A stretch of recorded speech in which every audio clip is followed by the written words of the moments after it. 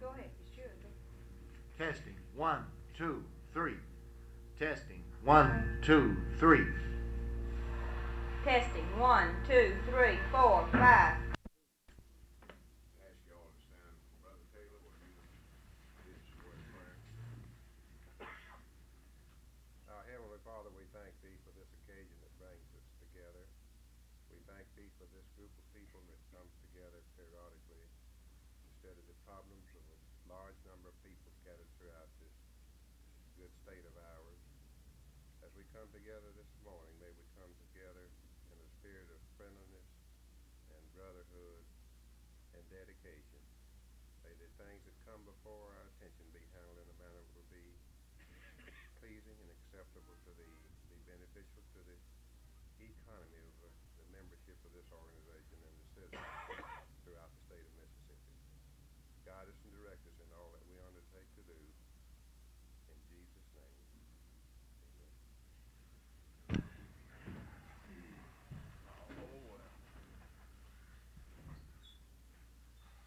We have a number of items to take care of in the meeting today.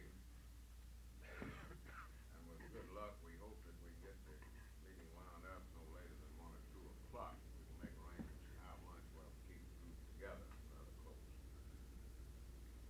Of course, all of you received the last letter that I sent out advancing the time of the meeting to 9 o'clock instead of 10, and where I advised you that we would have to replace Vice President Clark and Board Member W.D. Bilbo would be one of the main items. We have a number of items, but only 1 or 2 of them, I think, will take quite a bit of time to resolve. The first item that I want to bring up for consideration by the board before we get into filling these vacancies is to make a determination concerning the site of our 1966 convention. We need to make that decision today in order that we can begin making arrangements with hotels. These hotels are booked up sometime a year, 2 years in advance. We need to decide today where we want to hold that convention, or we can work out the details. So I'd like to present that matter to you this morning. Well, ask this question: is it a whole lot cheaper to hold a convention here in Jackson than it is off in Yes, Coast, for instance? it's cheaper to hold it here. No question about that. Cheaper, more convenient for that. I would all like to go to the coast, but we need to consider those financial matters. So I'll make a motion that we hold our convention here in Jackson. Hotel be determined executive. We have a motion that the I'll next second. convention be held in Jackson, and the place be determined by the executive committee. We having a discussion on that motion?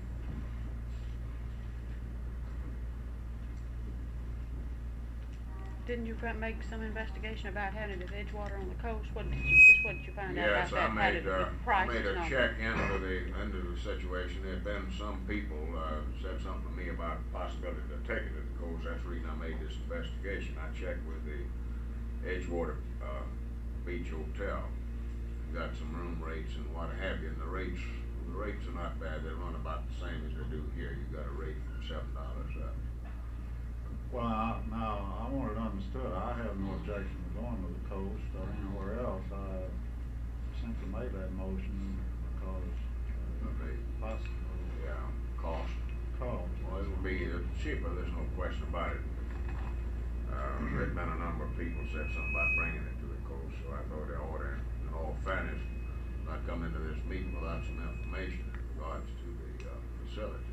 Now, the Edgewater's built a big new convention hall. It's not as big, of course, as the Olympic room, but it's plenty large to accommodate our convention.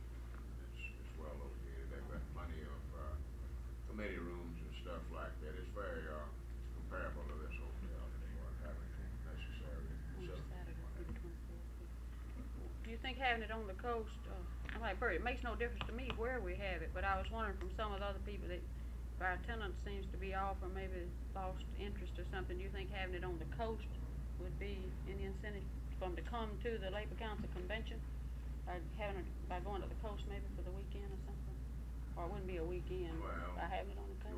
you'd have a weekend involved, of Yeah. course, some of the groups would be meeting on the weekend, Saturdays and Yeah. Sundays.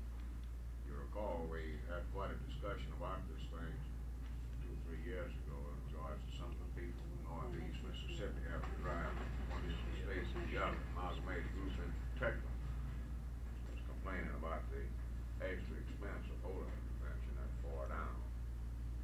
And they felt that it ought to be held more centrally located. Boy, it's the secretary and myself, and the office helps concerned, it'd be more convenient to hold it here. When you carry one off, you've got to load up all your office equipment. It don't make any difference. You held it at Vicksburg, it'd be the same thing. You know. We have any further discussion? You ready for the question? All in favor of the motion signify by saying aye. Aye. All opposed?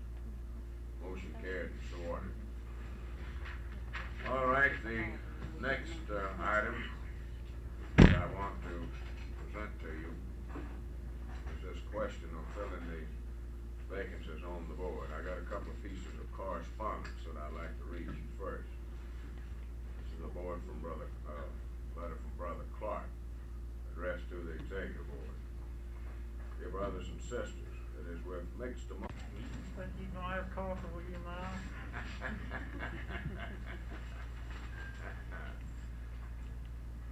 I think I ought to read my letter. This is a letter from Brother Bilbo. I guess I ought to read my last letter to him. Got several letters to him in the local union. Dear Brother Bilbo, up until the present time, where do you want to start first? On the vice president's position? Yeah, All right. I don't know, it may be a little premature on this, but I think that if there's anything to it, it should be brought out. I heard, this morning, something to the effect that, Gillott had gone to management. You know anything about that? Well, I heard on there Monday night that Gillott had been promoted to the position of a leaderman in the yard. And, I don't know if you consider this as being part of management or not. Now, Gillott called me last night and advised me that he had the flu and wouldn't be able to get up to the meeting. And I might say that Brother Schaefer is sick also. He we had a committee meeting last night. He called me this morning and advised me that he was under a temperature. He felt he ought not to get out. But I had quite a chat with Gillott last night on the phone about another matter. The Birches are trying to take his local out. But we think that we're probably gonna save it. We don't think we're gonna lose the local. I'm talking with John and a few more members by BEW, and I think before it's over with it, we will save the local. But Gillott felt himself that maybe the board ought to consider somebody to replace him in the event this didn't fall through. That was his thinking. In other words, the position he holds, And is it's not not- making him uneligible for membership in Well, the local. Evidently not. Now, Robbie is probably in a better position than anybody here to advise us about this particular thing. What is the situation, Robbie, as far as his position? His position as a leaderman, Claude, does place him within management of the company. He does have the authority to fire or recommend such action, but of course he doesn't have the authority to hire.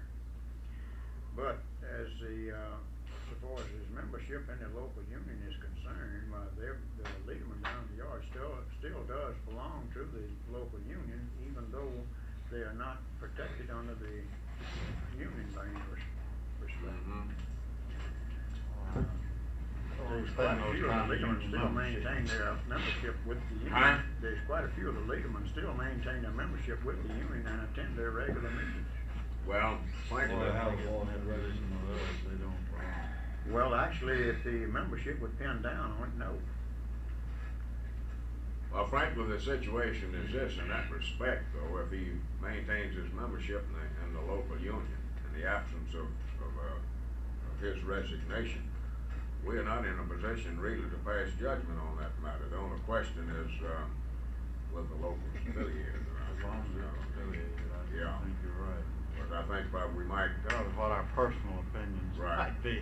right, think that, we might consider his suggestions, that meant the local does, follow through and get out. By replacing somebody, we talked about this last night, felt it probably be best not to bring the matter up, because the local is in good standing at the present time. They have a couple of more months of grace before they actually delinquency, and we haven't received a written notice that they have withdrawn. So all we know is some rumors and hearsay that we've heard, you know what I mean?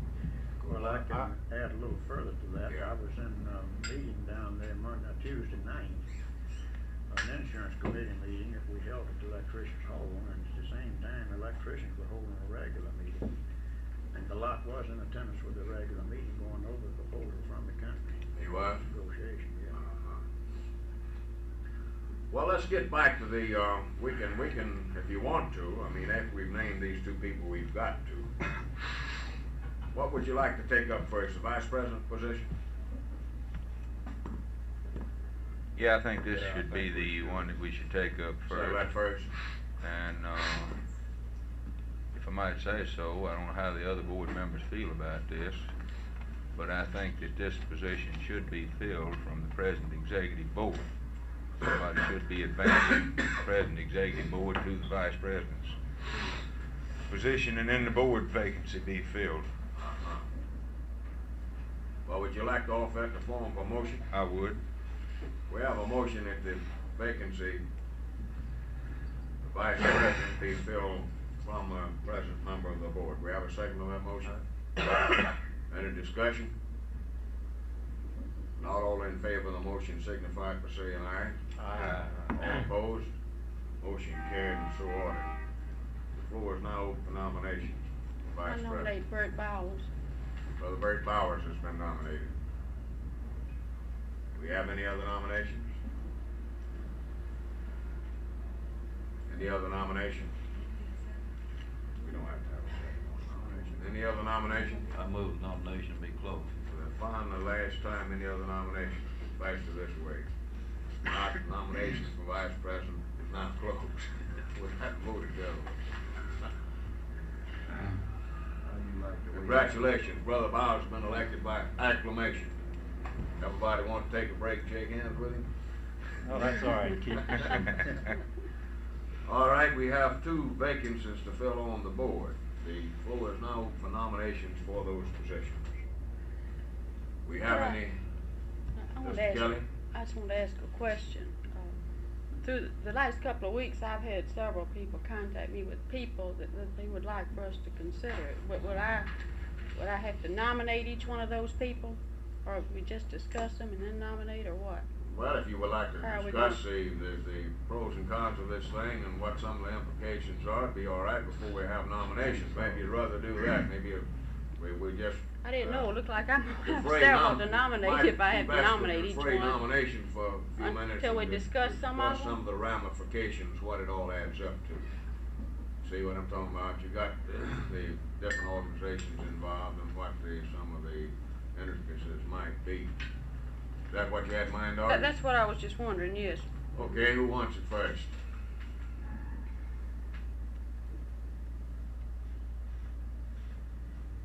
What section of the state is more or less not represented if we do have interest in it?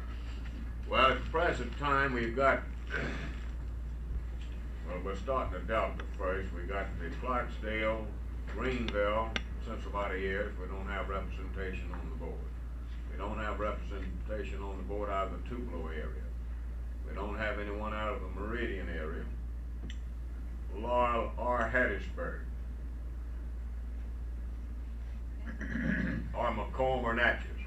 You do I- have There's one not out of much left, Hattiesburg. is Who? Hmm? She's from Water Valley now. No, She's she's in transferred. Water Valley. She moved to Water Valley. I guess you'd have to consider that I He's was from still out of the Tupelo. Tupelo area. You're out of the Tupelo area. She's out there in the Yeah, middle but of I never nowhere, did that's finish where it. I was she gonna is. try to say that. Where is Water Valley? I started fixing me a map where I know where. There it is. But one person on the board from an international union. Can't have over three. Or you can have three. Yeah, you can have One over. international. That's including your That includes vice president, yeah. No, no. That's we all, yeah. Well, let's see, who we got from IBEW? We got three from Yeah, you've got three. They got commercial, that's the only group. that's got IBEW's got three, and, all the other internationals have just got one now, isn't that right? Yeah. We got five, well, if we, are you still counting from the coast or Jackson now? Well, I will be. You will be You from can Jackson. make no difference. You can call me from either place, it'll be all right. Let's see, the coast He's that area has large. four. Yeah, our coast has got several. here The in membership Jackson- is largely, we got more representation from the coast and in the Jackson area than Than any anywhere. place else, is what it amounts to. Of course, two from Columbus, and other than that, any other part of the state could have someone. Where is this, fellow Bounds with CWA, where is he That's from? what, that was one of, well, mine from CWA, who I plan to nominate. He is from Hattiesburg. He's president of our CWA local there, and of all the people, I've gone over all of our CWA people that we have all over the state, and he is, has been our first choice to represent CWA if we are able to maintain a place on the board. He's a good boy. I've talked to him, and he would like to serve. Of course, he understands it would be to fill an unexpired term on the board, and then, of course, at next convention, he would have to decide whether or not he wanted to run. He might and he might not, and then, of course, he could or could not be elected, and CWA might have someone else to support at that time. We have some other people over the state, but after we've gone over all of them, of course, up in the Tupelo area, E.B. Edwards, one of our people up there, but I don't plan to nominate him, but that's one that I was going to mention. Someone else might. Then in the Clarksville area, we've got president of a local C.S. Wells, which has been, was considered. As I said, I plan this from CWA to nominate Bounds from Hattiesburg. Well, I think that I would probably speak the sentiments of at least the majority of the board here. And one of the positions certainly ought to go to CWA since Clark lost a member, Clark's promotion. Well, also Bounds, This question of who is to be nominated is one I think we'll all listen to from you. well, I talked to Clark about it some time ago too, and of all the CWA people, after we went over them all, Bounds would be his. Laurel and Hattiesburg. Laurel Hattiesburg, They meet in Hattiesburg. Hattiesburg, but he would be in communication with the Laurel group also. Well, you see, the Laurel has a vice president in that local, and they have then all their job stewards and all, and they attend all the Hattiesburg meetings. The Laurel does have a vice president, a CWA vice president. Did you want to offer Mr. Bounds his name nomination? Well, if you want it now, yes, I Well, nominate. do you want to discuss it a Well, little more? Well, it doesn't matter. If you want to discuss a lot of them now or what? Well, I nominate Frank Bounds, Frank Bounds. and I have his CWA. address and all if you're I'll give it. Has been nominated. Do we have other nominations? You want to discuss the other position before you submit nominations? Well, I had somebody in mind, but it's IBEW. Well, I do too. Well, we If can needed to, I'd be come done. up with this thing about Galat, take care of that at the end if you want to, but We don't. I think probably we should Galat- just skip it. Well, it was his situations, suggestion. As you said, Yeah. just skip it, and then when it does happen, we'll have to take it up then. We couldn't do any good now. Or just be in the event that as local did stay out, we wouldn't have to poll the board or take a vote on it, is what it amounts to. It would seem though, that Yeah. even if we considered it, and it was in the minutes, it would Yeah. seem that we were trying to rush things, and, Yeah. I wouldn't wanna do that, not if he's still out. Well, that was the consensus of the committee last night, I might say, that we thought about this, talked about it quite a bit last night, the committee. Well, it'd be best not to bring this lot thing up even, but we had Well, I got, just heard it. we had got it No, he's noticed. still in good So- standing you now. knew it. There's no point. Right. Oh, I've been working on it, I got some correspondence in here, and I'll read you right about it. Well, the floor is open for another nomination. We have other nominations? Is this for board members? Yes. I nominate James Jackson. James Jackson, been nominated. That's two from Yeah. Hattiesburg, yeah. Well, it would be Is two that from okay Hattiesburg in from a sense, Hattiesburg? but, Well, there's one thing about Jackson there, Claude, I'd like to say this. yeah, He is spread it out throughout the state. Yeah. And he's not confined to the Hattiesburg area. he's kinda in your possession. That's right. So you Got definitely locals couldn't all over say, the I state. mean, my thinking, you couldn't say, well, there's two from Hattiesburg, even though that is his home there. Well, you know, he, at the convention, you know, Yeah. I just thought maybe he might like to serve on the board.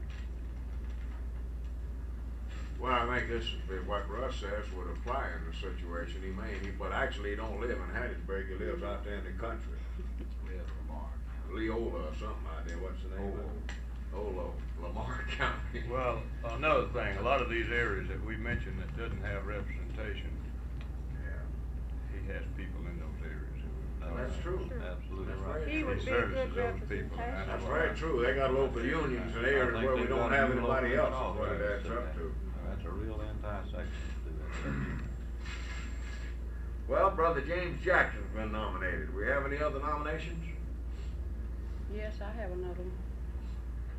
Are you through with that? I mean, did you? Yeah, another nomination. Meridian has always tried, you know, to have someone on here that they haven't, I believe they've had anybody for quite some time.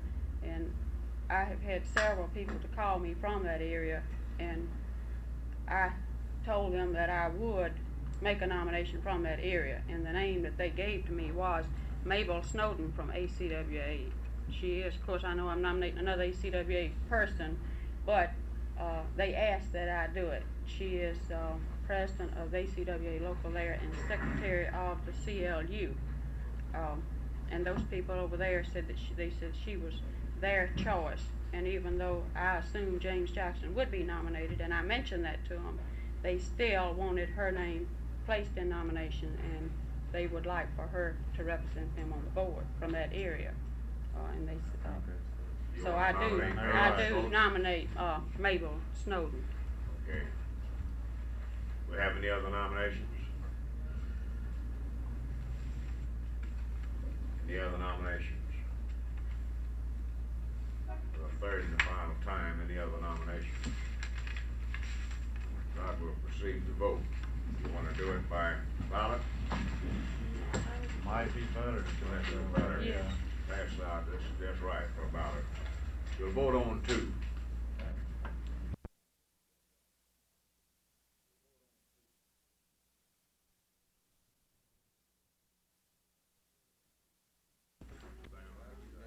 Brother Bounds and Brother Jackson, elected, right? What's Bounds? Now, let me ask you something here. You have talked with Bounds and he has agreed to serve. Now, you have talked with Brother Jackson, I assume that he's willing to serve. Well, I didn't talk to him, in fact, I'm just a board member. He didn't know what your decision would be on the vice president. I Right, filling the understand vice he was, second height to Mr. Clark, Right. is that right? Right. Well, they didn't know, what your decision would be, whether you would elect a new vice president from the board or, appoint the next height seat. Yes. But he would have served as vice president, I know. Well, in that case, don't you feel he'd serve on the board? Well, I suppose. Yeah.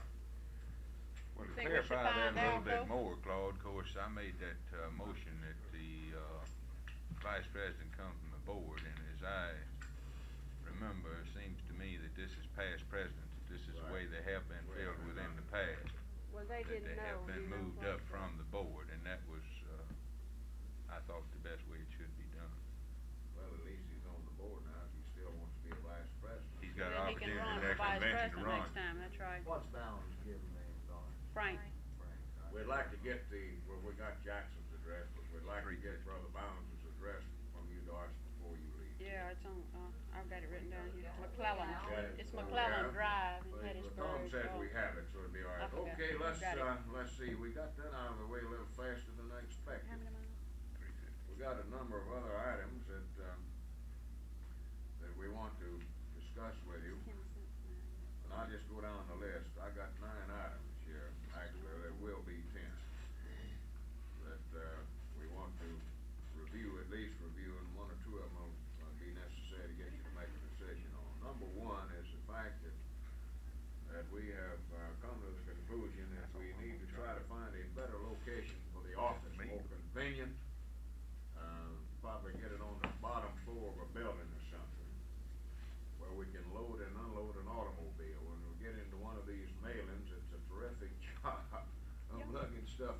down those stairs, as you probably know. Well, our lease runs for how much longer, Tom? Last of August, our lease will extend through August, at which time we'll be in a position to move if we can find a suitable location that you think would be all right. Brother and I has been looking around some, and they found a vacant building over here on the Met Street, one block over. Matter of fact, it's almost directly from here, you come through Woolworth from there to here, to the hotel. It's on the bottom floor, it's a long type building, it's about, I would say 14 to 16 feet wide, rather deep, which you could put a petition down the side, you see, and then set your offices as you go down, and then have a large work area in the back, a conference room and stuff like this. This is the last thing we have in mind. So we'd like to throw that thing out here and get your opinion, maybe if you want to authorize us if we can find a place to move the office.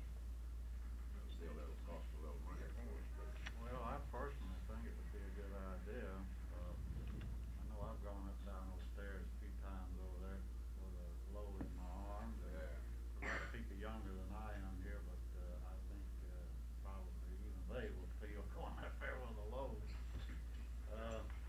Not only that, it's pretty hard to find a place to park down there when you want to do it. Find a place to park. God, it's a wiring, when you get all those One is machines full going. installed and it's running Wiring as well. gone. And the Laser Jackson downtown park right there is the same.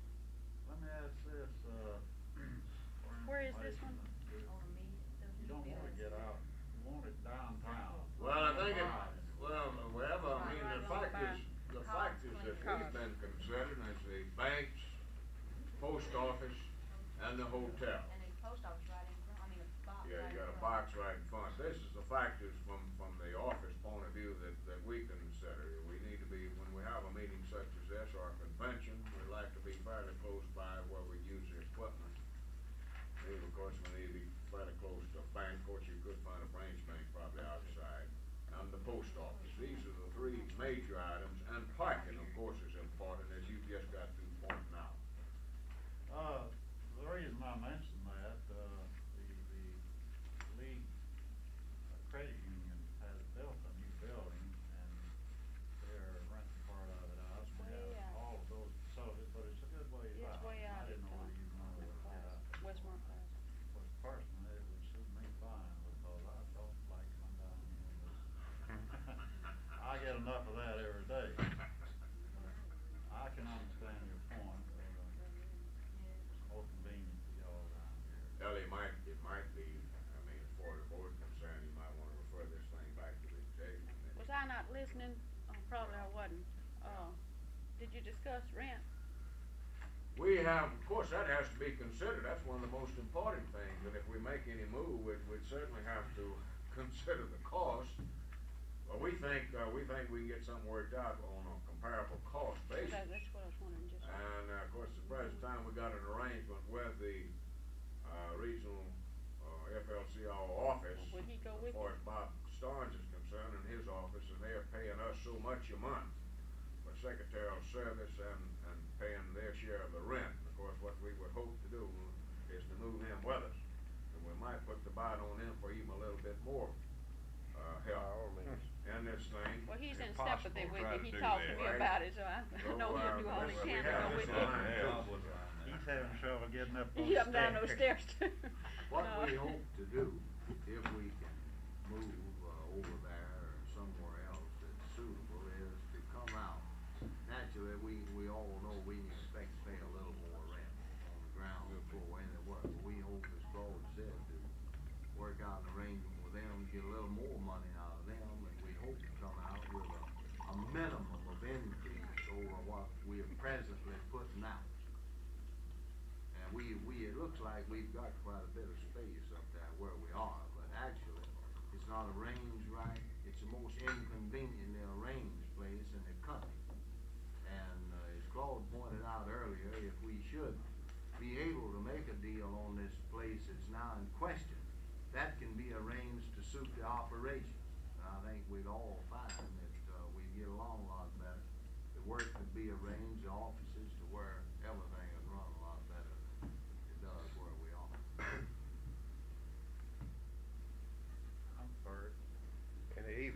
decide to do that, Claude, would it be necessary to take an option on this place to hold it, or No, how I would don't you? think, well, We'll be dealing with the same we're dealing with the same, Oh, well, he'll probably same just firm. move you then. We're dealing with the same firm, Michelle Agency Sure. got that building and the one we're in too. You Well, see, that wouldn't be no problem then, in fact, that this goes through August here. Right, well, it See- might be, I don't know, it's possibly. Probably Marvin, not. what we're trying to do here, and don't misunderstand me to say that we can do this, but we are pressuring Inspector Wood to make a deal some way and let us out from under the lease that we are now under. And he has said that if he could work it to the benefit of us and the people that own the building where we now are, that he'd be willing to do that, see? So actually, what we're trying to do is finagle this thing so we can get out from under this other lease. That is, if we find something satisfactory that we can afford and go ahead and do it, you know, as early as it can be completed. Now, I don't know where we do this now. This is what we shooting for. It's our intention not to let August catch us where we are. Well, But we actually, may what that have would to, depend see. on would be if he could rent this, or lease Yeah. this place that you're in before August, then he'd let you out from under the lease. Otherwise, he wouldn't. But now, if he doesn't let you out from under the lease, I'm gonna have to stay in You for have to stay. he's likely to rent or lease this place over here. Some of those places over there haven't been, been yeah. It's been vacant vacant for Been- some time, though, the building has, Sure it's has. been vacant for some time. You know, there's a lot of vacant office space in this town. You just walk up down. Well, the that one street, really would you be know it's ideal for the council. What'd you say? That one over there on the mid would really be ideal. Yeah, would be an ideal location, As far all the as way around, everything. would actually be close to the legislature and everything else. Why don't I say, without making a form of motion clause, suggest, Yeah. that we give the executive committee the authority to make this decision depending on this is what I have in mind. I didn't wanna Yeah. say, let's refer it to the executive Yeah. committee, or, actually, let the board actually give them the authority to go ahead and make the move, or whatever might be necessary in that. You wanna offer that in the form of a motion? Yeah. Do it in the form of a motion, we'll have it in a minute. Reason why I suggested it first, I was gonna see if somebody jumped down my throat about it, see if they had some different ideas. If not, I'll make it in form of a motion, yeah. A second I my motion. second it. Any further discussion? Not all in favor of the motion signify by saying aye. Aye. All opposed? Motion carried and so ordered. That's another one out already. Most of you know we, during the past few years, have participated in and urged our people to participate in labor law seminars at Ole Miss, and one at Mississippi Southern, was sponsored by the State Bar Association. Manufacturers Association had been rather active in these meetings and had moved in pretty well and taken over, and was using this thing as a forum to spread their propaganda. As a result of that, we got interested in them and began urging our people, and we got good participation, I might say. And as a result of our participation, the manufacturers put quiet as to hold the seminars. We haven't had one the last year and a half or 2 years, have we? And we've had some discussion in the office and elsewhere concerning the need of holding another law seminar. We got 2 or 3 things in mind that we think we need to discuss with you here this morning, get your views on. Number one, there is a possibility that the Taft-Hartley Act will be amended by this Congress, we hope. We hope the 14B will be repealed. Number 2, the Section 7 of the Civil Rights Act goes into effect on July the 1st. This is the FEP section that you've been hearing quite a bit about. Labor organizations are going to be directly affected by Section 7. Building trade unions in particular be placed in about the same category as what employers will be. And it was our thinking that probably we need to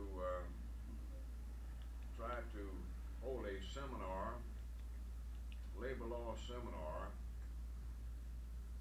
to review possible changes in Taft-Hartley and Section 7 of the Civil Rights Act. We talked at one time, thought about the possibility of a seminar on Section 7. After we had got into that thing, there were some people felt that probably it would be misinterpreted by some of our Ku Klux members and that we might create more of a disturbance than we'd solve.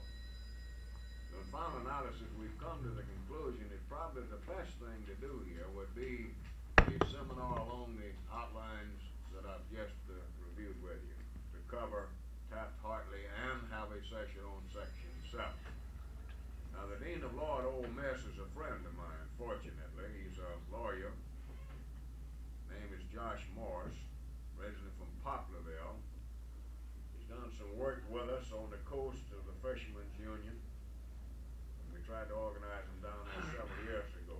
It's fortunate that I made this association. So when I was on the campus, meeting with the students a couple of weeks ago, I had a visit with him.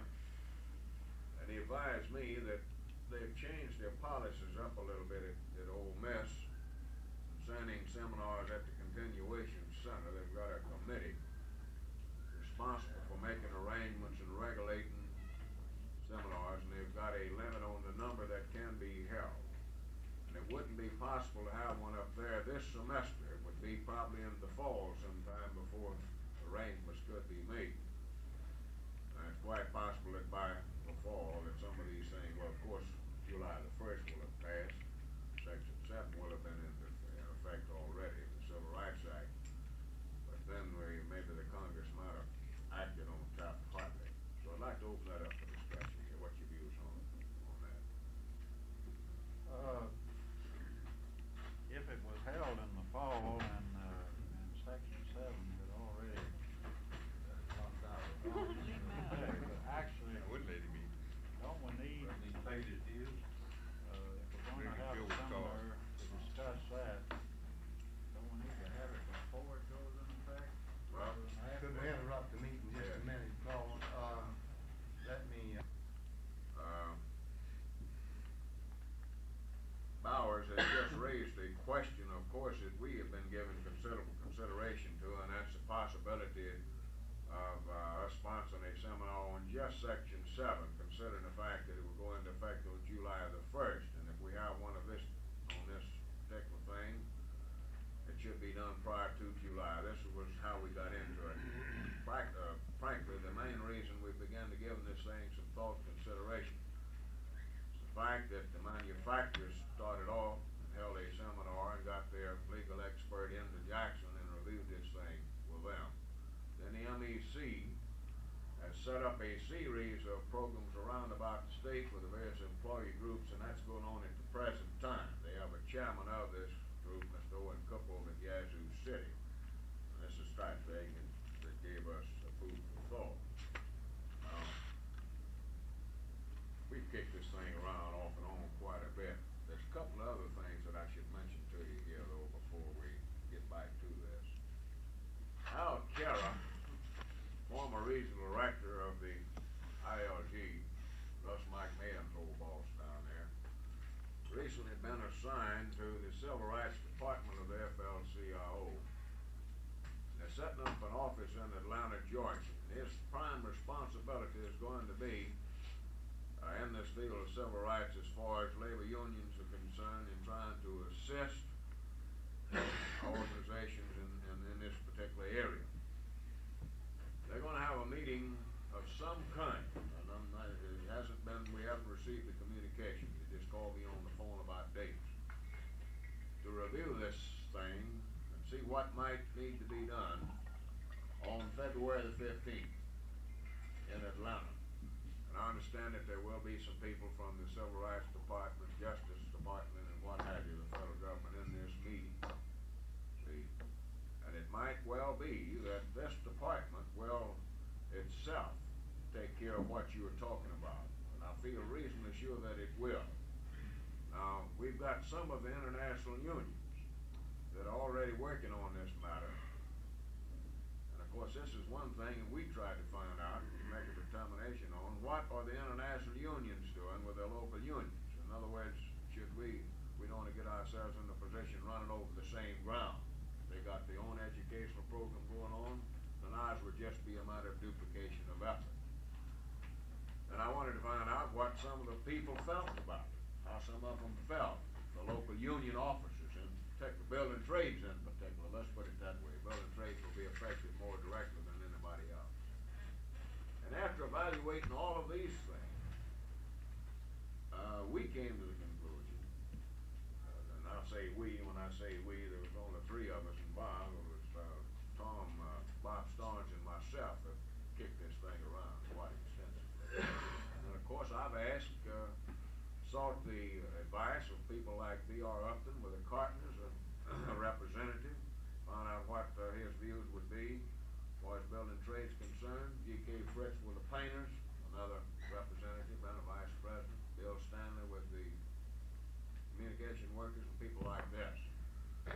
And there is a sense here that what Bob said might be true, that we might really create problems we don't have because it would be misinterpreted. It might be best to let the international unions handle this thing, or else handle it from that other end.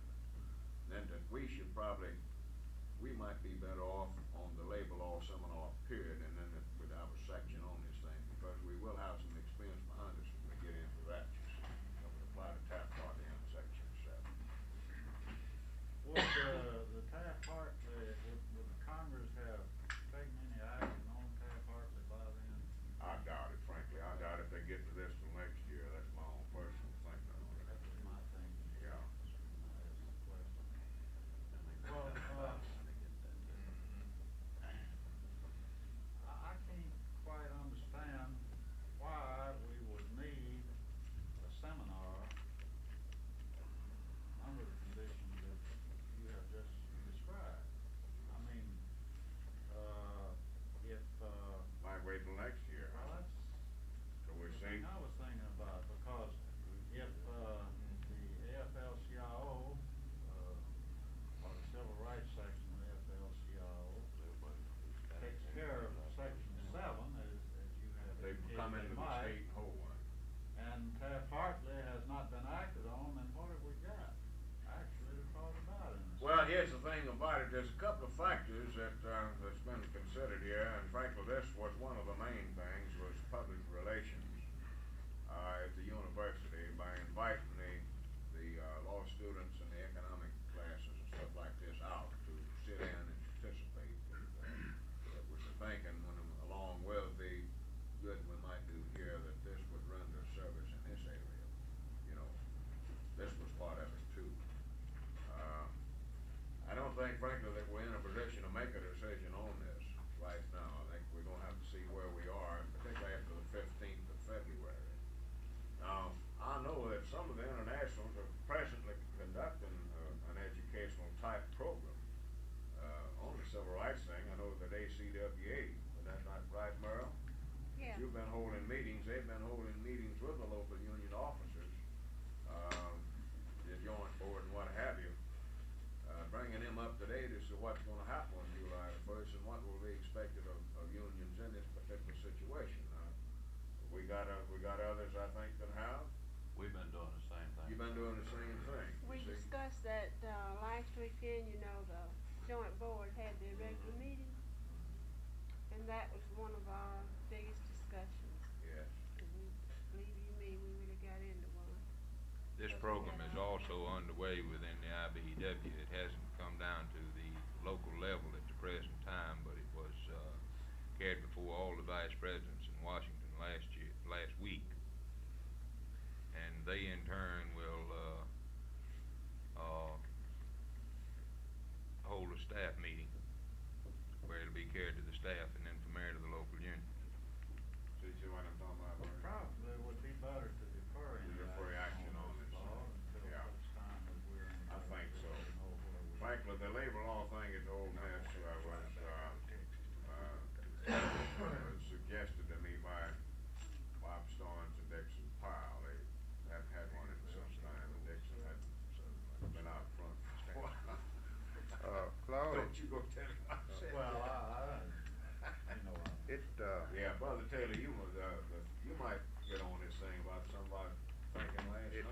might be of interest to the members of the board to know that the building trades is presently in the process of organizing a state building trades council. In the process presently applying for a charter. We have 10 councils, local councils in the state, and it's necessary that the majority make the application for the charter. And we've held some preliminary meetings. We're working up to this point, organizing type meetings. Of course, some of us were, at least I was personally disturbed to begin with on what some of the objectives and some of the purposes might be as to whether or not it would be a rival or a dual organization as such. And that was raised at this first meeting by myself, and it was answered to my satisfaction that it was not that type meeting, that type organization. That it would work in conjunction with the Mississippi AFL-CIO and recognizing this organization as a parent body. But after that, that removed any and all of my previous misgivings about it, and I'm in hearty sympathy with it. Now, in the meantime, the building trades is going to, as Claude indicated that while ago, will probably be the first to come under this Section 7 because of the fact, the very nature of the situation.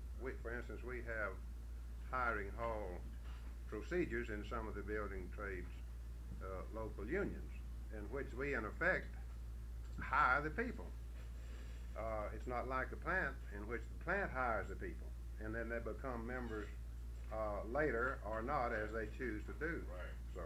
So we have that peculiar problem, and I rather think that if we have this seminar or not, that it will be to our mutual interest, but as far as the building trades and the Association of General Contractors, that we have maybe something of that nature for our own edification and information.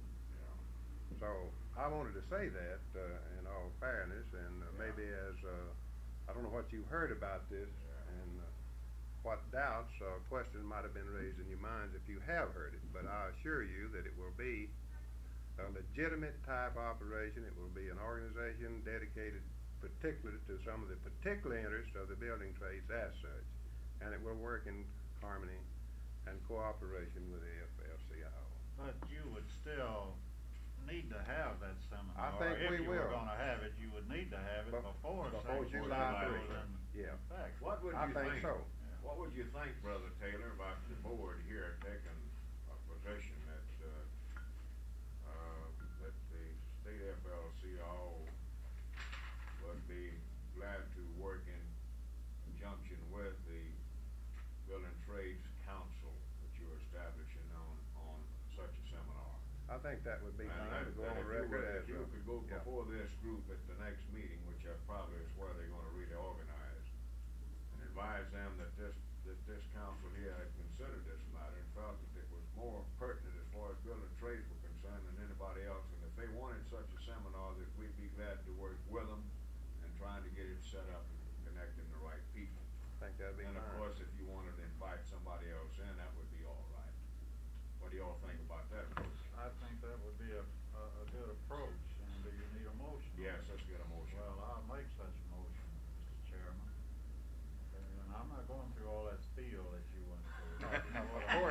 Of course, this is in the event that we get organized, and we Yeah. do have that type of a meeting.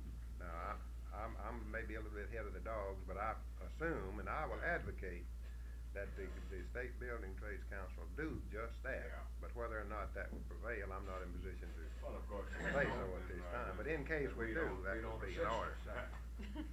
I'll second We're just that. offering it, we're not We saying. have we a got to motion say and it. a second. Did you get the motion, Ms. Phillips? That the state FL still work with the Building Trade Council on the seminar.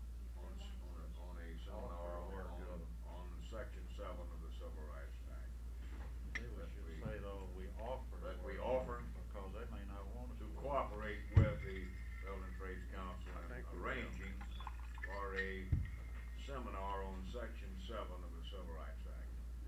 We have any further discussion? Not all in favor of the motion, let it be known by saying aye. Aye. All opposed? Motion carried and so ordered. And this other matter, of course, we'll keep under advisement in future development. Frank,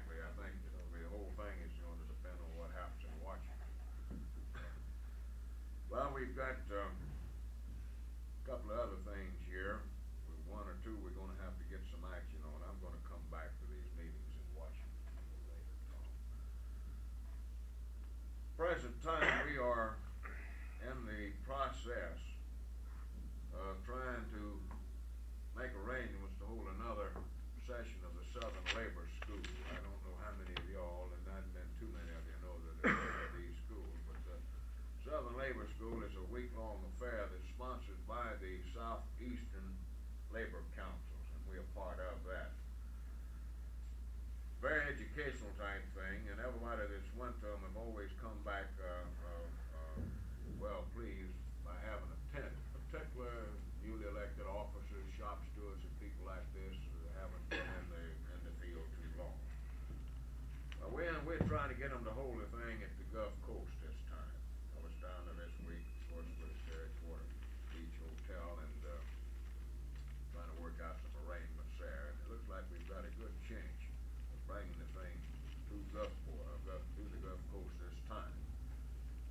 And when we do, we want to ask y'all to help us to get as many people out as we can. If we get it here. Last year we only had 3 from the state of Mississippi. Brother Knight went and carried 2 members of my own local out of Moss Point, and that's all the attendance we had in Atlanta. If we get the thing down here on the coast, we'd like to ask y'all to help us push it and get as many people out as we can. Has that date been set, Claude? No, it's tentatively for March the 28th to make April the 2nd. That's a tentative date that we, as far as Alabama and us are concerned, we've got together on the date. It's going to be up to Washington and the educational department as to whether this date is all right for them. Well, as far as, my own local division is concerned, I know they would not be interested. I've talked with them before about it, and of course, we're such a small local, and, actually, I've been in office there for over 20 years. I guess they figure if I don't You know now, I educated won't enough know. already, huh? But, I've always thought that our CLUs are not participating in those things enough. That's right. I frankly Right. think that. I've just CLU known is I was hard to president by of all the means. Jackson CLU, but, Yeah. while I was in that position, I didn't want to say too much about it. But I will now, and I will push at the Jackson CLU, Good. do send somebody Yeah, to 'cause that we meeting. can afford to. Sure. The we thing can. about it, Got see, the after money. if we can convince them to bring the thing down here, we want to get as good attendance as possible out of Mississippi. And it is a good school. I mean, we have some of the best educators out of the FLCO and some people outside the labor movement, things of this kind. It's a good, it's well worthwhile. And if you got somebody in your local union that hasn't been in office long and hadn't been, you know what I mean, this is the type of person that this thing would do a lot of good for, right, Tom? Right. Well, it would do all of us some good. Oh, no question I've about never that. had It'd be good in to the- send in some the- rank and in the- file, know it for all. that matter. Oh yeah, that's true. Of course, you always you never learn it all. But people like this would really benefit from it. Is what I'm really getting at. Brother Knight, you want to now bring this matter of the WAD workshops up? I don't have coffee. Oh, it's supposed to be on the way, Bert. You get here in time for lunch. Can't Brother get it Knight, now. Brother Knight's going to bring this next matter up about the possibility of holding a workshop for the women activity groups here. Y'all remember last, I know you people out of Fifth Congressional District, remember last year after the election, we had the dinner for the girls who worked in the congressional campaign. You'll recall Esther Murray being down there. I carried her to New Orleans to the plane the next morning. On the way over, she, told me that she would like very much if we could arrange it to come down early in 65 and conduct a weekend which would amount to Saturday and maybe Sunday noon, something like this, class workshop affair for the various WAD chairmen of the various central labor unions and the vice chairman for that matter, but particularly the chairman. So right after Christmas, or maybe a little before Christmas, Claude and I got our calendars down and did a little review work to see what our schedule was going to be. Actually, we had wanted this thing in January, but with a number of things already scheduled and others taking shape, they looked like like we couldn't do it. So finally I wrote Esther and suggested the weekend of February 27th and 28th. And she wrote me back and said that as far as she knew, that was satisfactory for me to proceed with the plans. I had wrote the presidents of the central bodies. Those of you that have been presidents probably remember the letter stating that this thing was in the mill, and that when it was finalized, that or if it materialized, we let you know the details. Now, I've got letters now prepared to go to the central body presidents and the WAD chairman on this thing. I decided it would be better to wait and talk with you about it. I haven't heard from Esther anymore, but we would like to proceed with these plans. Actually, the girls that are now serving as chairman have never been in a workshop where a person is with the experience that Esther Murray has before, and I feel like this would be something that would be very beneficial to the girls, because Esther's been in this thing a long time, and I think she can give them instructions that certainly nobody here can. And naturally, we're going to have to depend on the central labor unions to pay their expenses up here. There not going to be much expenses. In a few areas, there's going to be a little lost time involved. But in most areas, by having it on a weekend, there'll be no lost time. One night hotel bill, probably. And we might manage to give them a meal, say, Saturday night.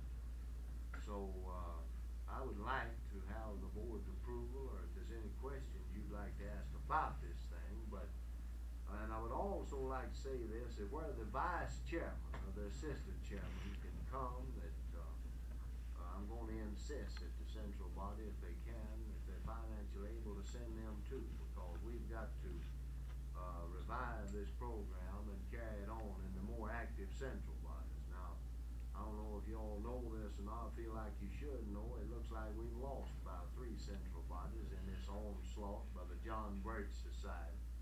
We're going to attempt to revive the Clarksdale, which is the newest, by the way, in the state. And it's completely out of existence for all practical purposes at the moment. Have a special meeting up there the 1st of February. We're going to try to revive it, elect new officers. Macomb and Vicksburg have just gone completely kerflump.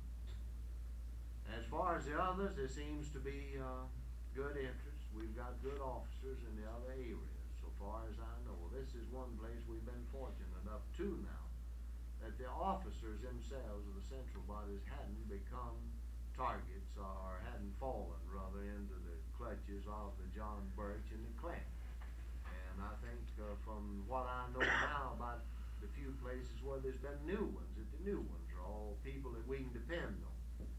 So I would like to have your approval that we go ahead and conduct this workshop for these girls, because I think it's very beneficial. And the things that Esther can tell them and show them in a day and a half or something like that, that is most necessary in this program. Is that just for the chairman Chairman and vice and chairman. vice chairman? Where the vice chairman can come if the central body is financially able to send them, you know. Tom, before we get a motion on that, I'd like to say this, as I stated a while ago, I've just been eliminated, so to speak, as president of CLU here in Jackson. And you speak about these CLUs going out of existence. It's been a worry to me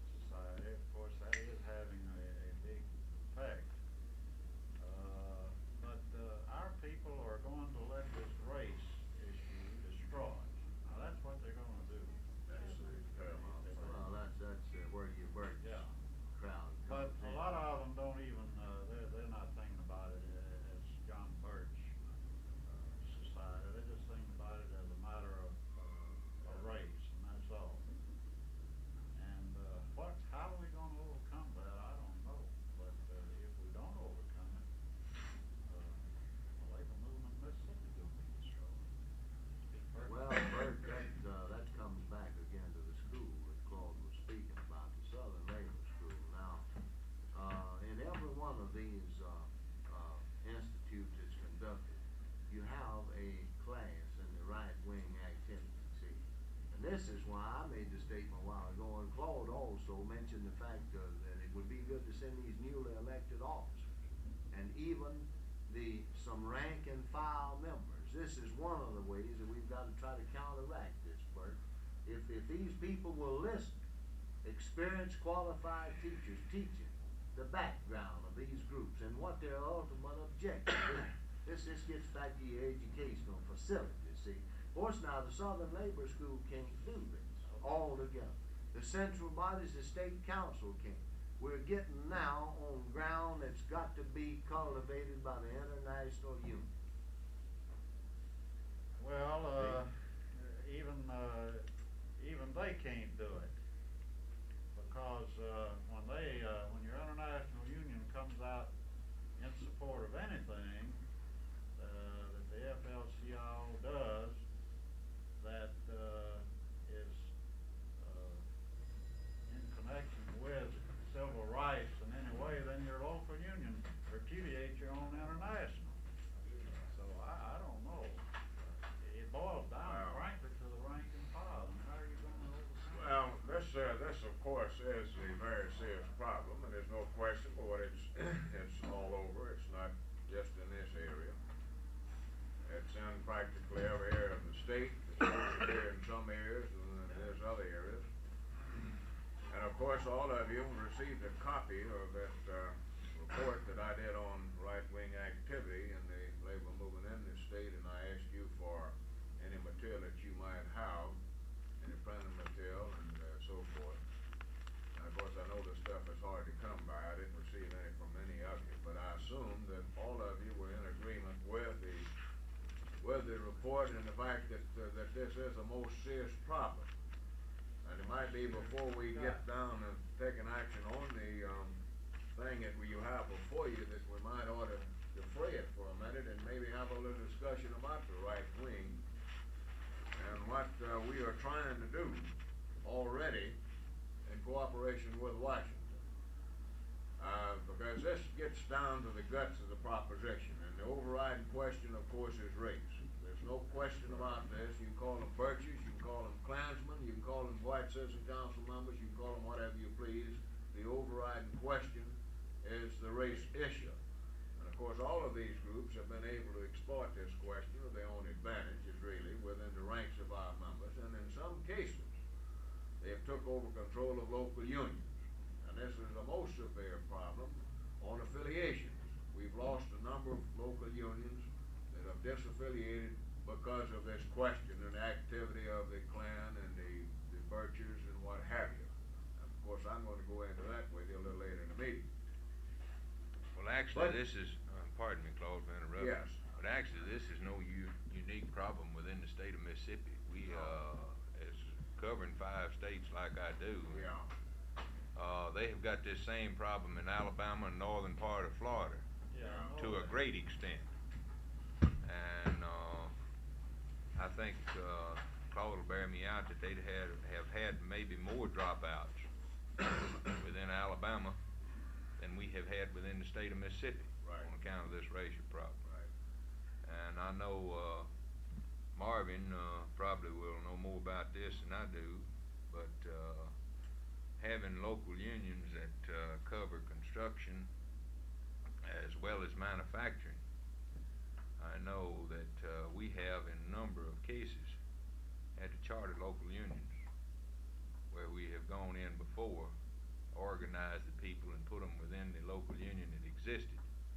And as far as the building trades, no, if the niggers within these plants, we're not gonna take them within our local.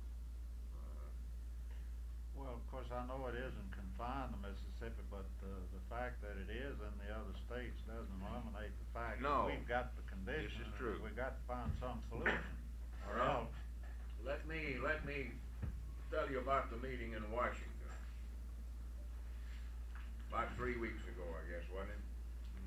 Month ago? Yeah, well, around a month ago, we had a meeting in Washington. Of course, when I sent you out the letter, I told you about the situation here. But we had a special meeting in Washington to discuss just this question and what some of the possible answers might be. As John pointed out to you, it seems that the thing is more severe in the states of Alabama, Mississippi, northern Louisiana, and northern Florida than any place else in the South. They have spots of it in the other southern states. It's not as bad as it is some, it's more severe in parts of states than it is elsewhere. In a meeting in Washington, it was called primarily upon the insistence of Barney Weeks and myself. This is how this thing came about. To review this thing and see what could be done as far as trying to stem the tide and maybe educate some people and get the people back on the right track. In that meeting, we had all of the departments with the exception of one or two represented. We had the Educational Department, we had the Civil Rights Department, Public Relations Department, the Legislative Department, Political Education Department. We had 5, possibly 6 of the major departments of the AFL-CIO participating in this meeting. And we discussed it quite at length, the problems in these various states.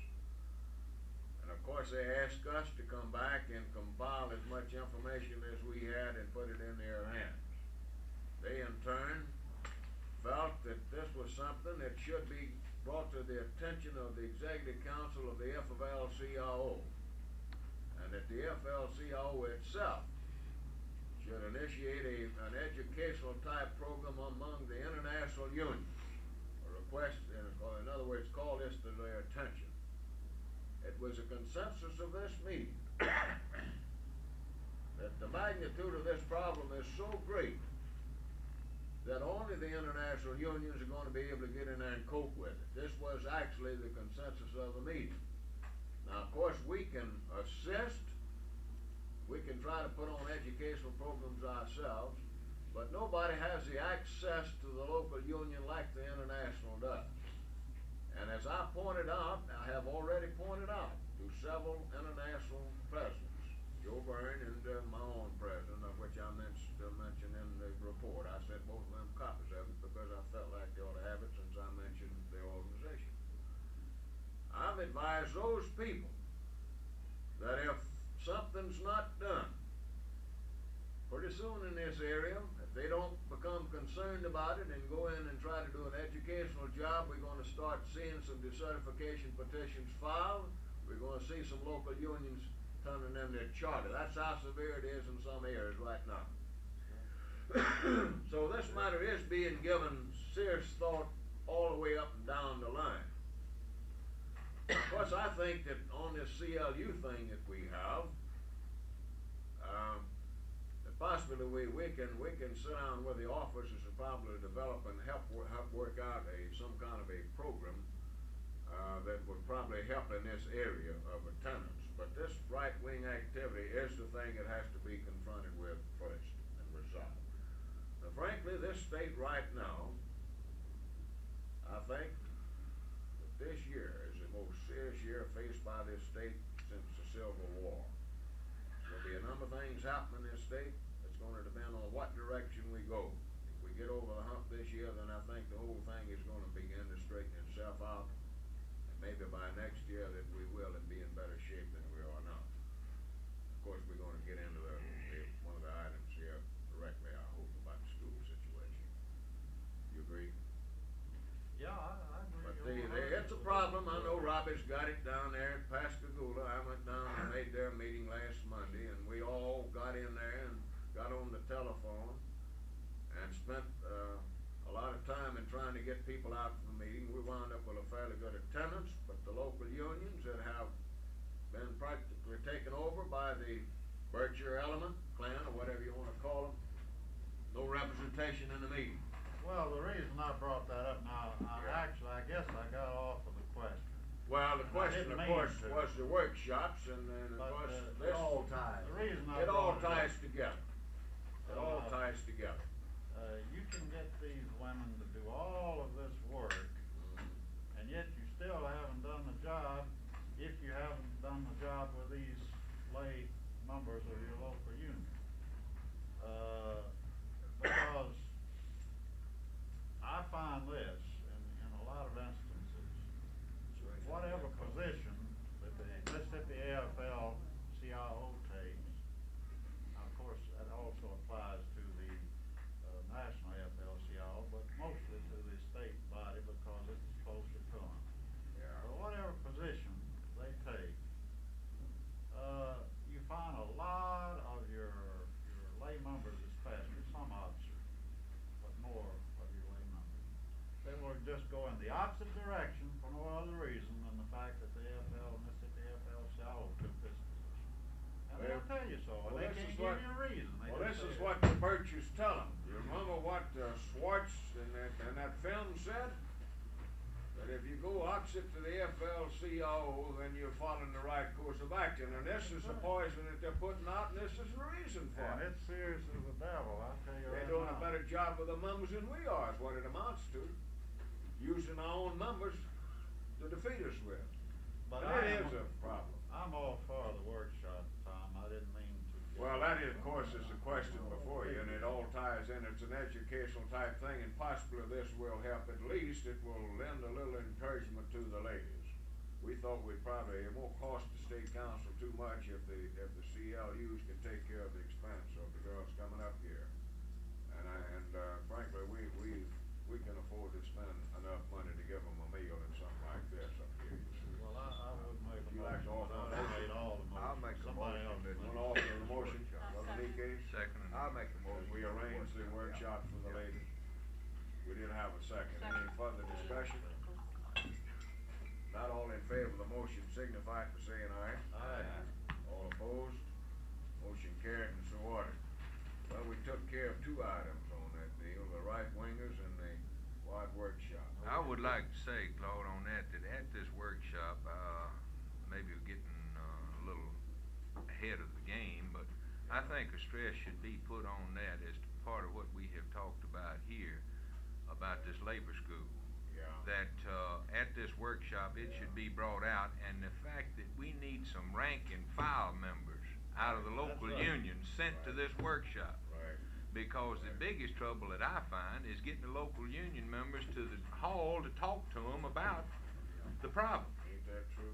You're About right. 10% participation is all you get. If you get 10%, that's a big figure. That's right. If we get some of these rank and file, maybe if the local union officers can see fit in the executive boards to get approval for their pay and transportation to send them to this work school, they'll have some initiative to go. Yeah. Then you get to some of the people other than the officers. I don't think we have to worry about the majority of the officers. No. In most It's a cases, rank and that's file. right. Tom, tell them about them two kids went with you over there last year. We can take a minute out on that. Well, as Claude told you, the only attendance we had at this last, school over in Atlanta was, a couple of fellas from Pacemakers Local 203. Just young fellas. Then one of them was a vice president of local, what they Yeah, called, Chief serving his Doctor. first time. Yeah. Well, naturally, they met me down in Hattiesburg, I believe, rode over with me, and before we had gotten in the car good, we got to talking, you know. And, this race problem, of course, was in the conversation before you could bat your eye. Well, one of them seemed to be, fairly well, oriented in the thing. I mean, he seemed like he was, willing to listen. But he doubted things, all through. And the other one was certainly, they had him, see, I'm talking about the right wing group. He was really inflamed. Well, I found this out, and I worked on them all the way. So, after they stayed over there that week, and Dan Powell, all of you know Dan. Dan has a way of offending people, as you know, on occasion. He can make a group of people as mad as anybody alive. We have to agree, though, that Dan has got a lot of ability. And really, I'd heard Dan teach the class on the right-wing groups before. But actually, I have to say, the guy outdid himself in Atlanta, and he had done a tremendous amount of research work. He had changed his whole approach, his method of presentation. And during that whole week there, that guy done a magnificent job. And I tell you what he did, if he didn't do nothing else, he changed them two boys' minds. And I want you to know that they come away from Atlanta completely, even the one was fairly in good shape. I mean, they could both see what these groups was trying to do to the labor movement under this big banner of segregation, see? And they told me coming back that they wouldn't take nothing in the world for the fact, if they hadn't been in any other class other than Dan Powell's class. And George Guernsey told me last week in Washington, George's assistant director of the education department, told me, he said, Tom, I've had a letter from both those boys, they average once a month since they was in Atlanta. Now he says, this makes me feel good because there was a job done on these two. Now I don't know what they're doing. Claude's heard a little about the activity, but they told me coming back that they was gonna turn that local wrong side out. They're doing a good job. That they didn't care what that bunch thought about them. They was evermore gonna lay the facts of life on the line. They're smart, both of them, real intelligent. Intelligent boys. But now, one, as I said, and the chances are, both of them, had not they went over there, would have been in the John Birch Society up to their eyes by now. So you see what you can do if you can just once get it. If a person's intelligent enough, sit and listen for a few minutes, see? Well, these are the people that we need to send, cause in Yeah. 99% of the local unions that are within a plant or wherever they are, you've got 2 to 3 people that are leaders, even though they're not officers. Yeah, That they gonna carry that body the way they want them to go. that's right. That's the ones you need. And to if meet they can like pick we're those talking people about. out and get them educated, That's the one then that when is they come important. back, they'll do the job because they'll be on the job all the time. We did vote on that motion on the Yeah. workshop, didn't we? Maybe, Well, the coffee is here, we'll John? take a break. maybe like, I think we finish this business up here by noon if we can get moving pretty good. That sounds. Might have made a mistake by ordering lunch. oh, no, yeah, that's fine. Let's call the meeting back to order. About what? Don't ever think you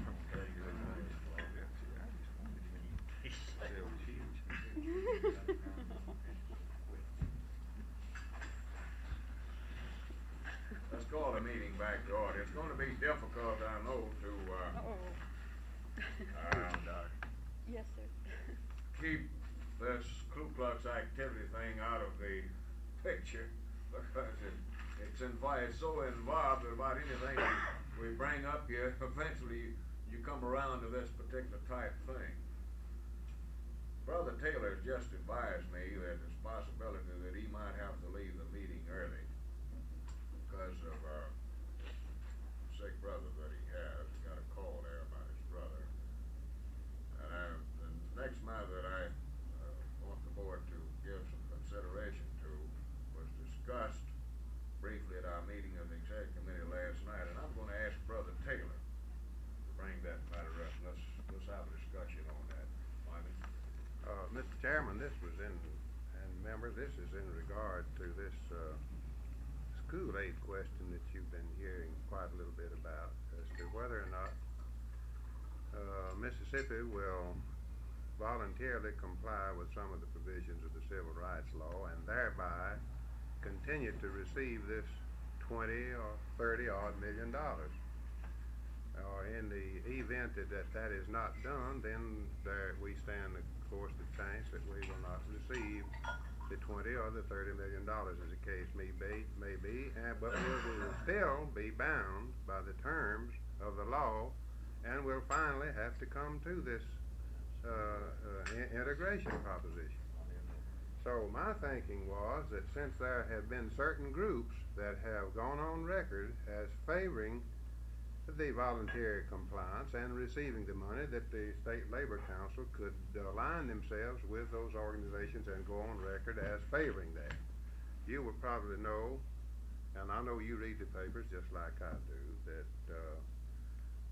one at least two of the boards, I believe we have the state divided up into school board districts, possibly 150 districts in the state, something of that nature. Well, two of these boards, Greenville and the Tupelo, so Brother John tells me, has done just what we have been talking about.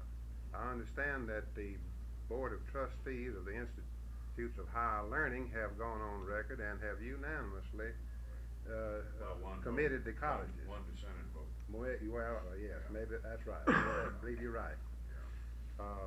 And of course, there would be other groups that will be thinking along the lines that we're thinking about.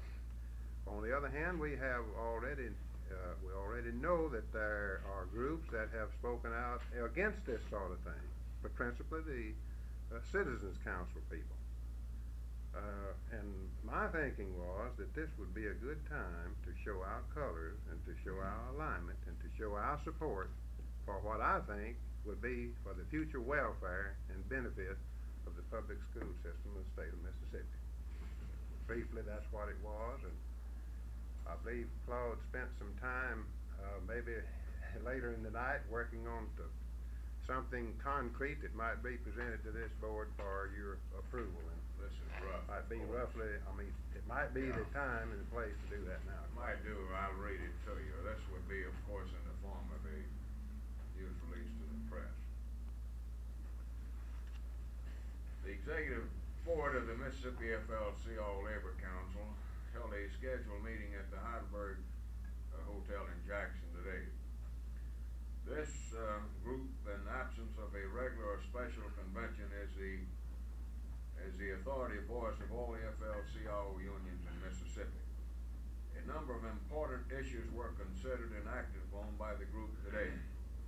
Among those items considered was the present controversy centering around federal assistance to public education in the state of Mississippi. The executive board of this organization carefully evaluated all arguments put forth in the controversy and came to the following conclusion. Number one, under the provisions of the 1964 Civil Rights Act, the schools of this state will eventually be desegregated with or without federal monetary assistance. Number two, the Labor Council is cognizant of the fact that this matter is one of the most important issues faced by our state in the past 100 years. In all honesty, it must be said that the future of Mississippi depends upon the final outcome. Number three, the Labor Council is convinced that progress in Mississippi is largely dependent upon the education of our youth. It necessarily follows that we cannot afford to abolish public education. To do so would be the height of folly. Number four, the Labor Council has carefully reviewed the arguments put forth by the opponents of federal aid to education in Mississippi and has come to the conclusion that these people offer the solution to no problems and would in actuality abolish public education in our state. Number five, this organization is therefore in agreement with the recent actions of the school boards of Greenville and Tupelo in signing compliance agreements with the Department of Health and Welfare and believes that similar action by the other school boards throughout the state is the only sensible thing to do under the present circumstances. Number six, it is common knowledge that our state is practically bankrupt and that we have reached the saturation point as far as taxes are concerned. An additional tax burden of $30 to $40 million is completely out of the question at the present time. Public education must be preserved in this state if we are to make progress. The only alternative is to return to the quagmire of the Middle Ages. We've attempted there to spell this thing out for what it really is. The schools are going to be desegregated eventually without federal assistance. The only thing that these people will accomplish if they convince the school boards not to sign these compliance agreements, or whatever it is, how they phrase them, is that they'll take the money away. They're not gonna stop the desegregation thing because they're gonna be hit with it anyhow. Well, of course, some of our officials, including our mayor, contends that we could keep the schools operating without. You keep them operating, but you're not gonna keep them segregated. Well, no. What would you operate them on? That, We what don't I have mean that is, kind of money. state in your, Think about in that, that's an statement awful there, lot of the fact money when that you start talking about it that would kind of abolish stuff. the schools if we gave up the federal aid, and their contention is that we could operate the public schools even without the federal aid. That's the point I was making. Now, whether or not that's true, I doubt it, but I don't have the figures, and I couldn't tell you whether it's true or not. Maybe we could. I'll tell you what, that we can put one word in and take care of what you talk about. It necessarily follows that we cannot afford to hamper or abolish public education. And that's what take care of it, hamper or abolish. Well, I can't see how we can operate the schools without it. Well, I don't How much was it we had to borrow last year to pay our teachers?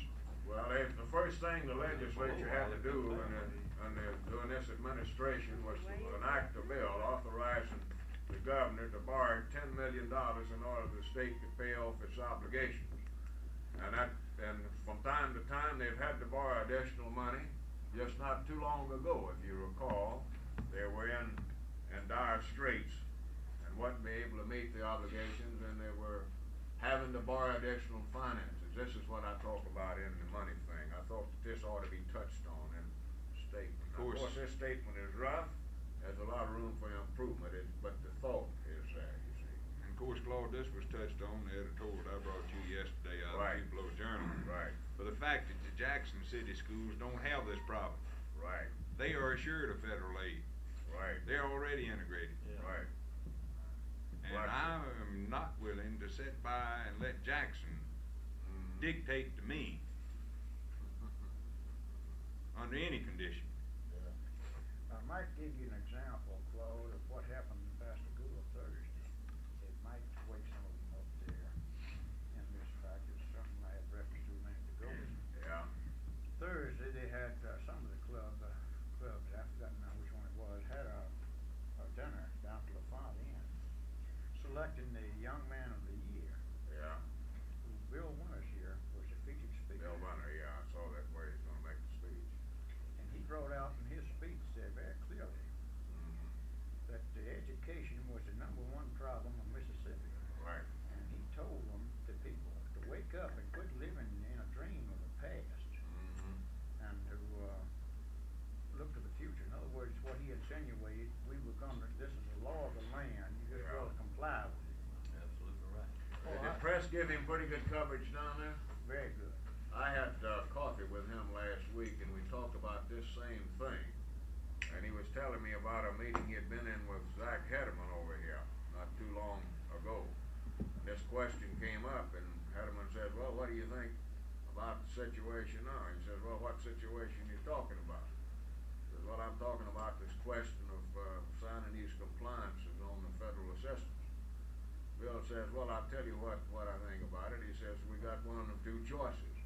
We can desegregate with federal funds, or we can desegregate without federal funds. That's about where it comes. Well, he made in his speech there this advice to all the school boards. He told them to act independently Yeah. and disregard any pressure put on by any group, state, from the state or any other group. Well, I think that's all our governor's waiting on, is for him to act separately, because that's all he's done since he's been in office, is waited for somebody else to take the lead, and then he's caught the train as it went by.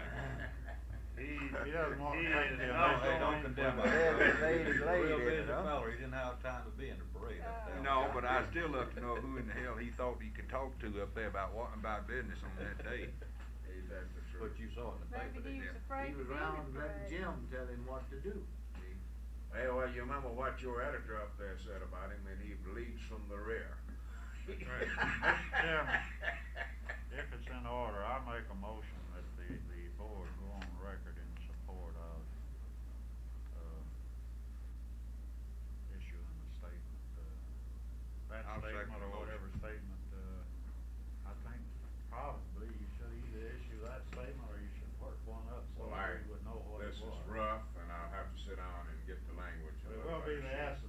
this is the guts of the proposition. In Statement to other that words, effect.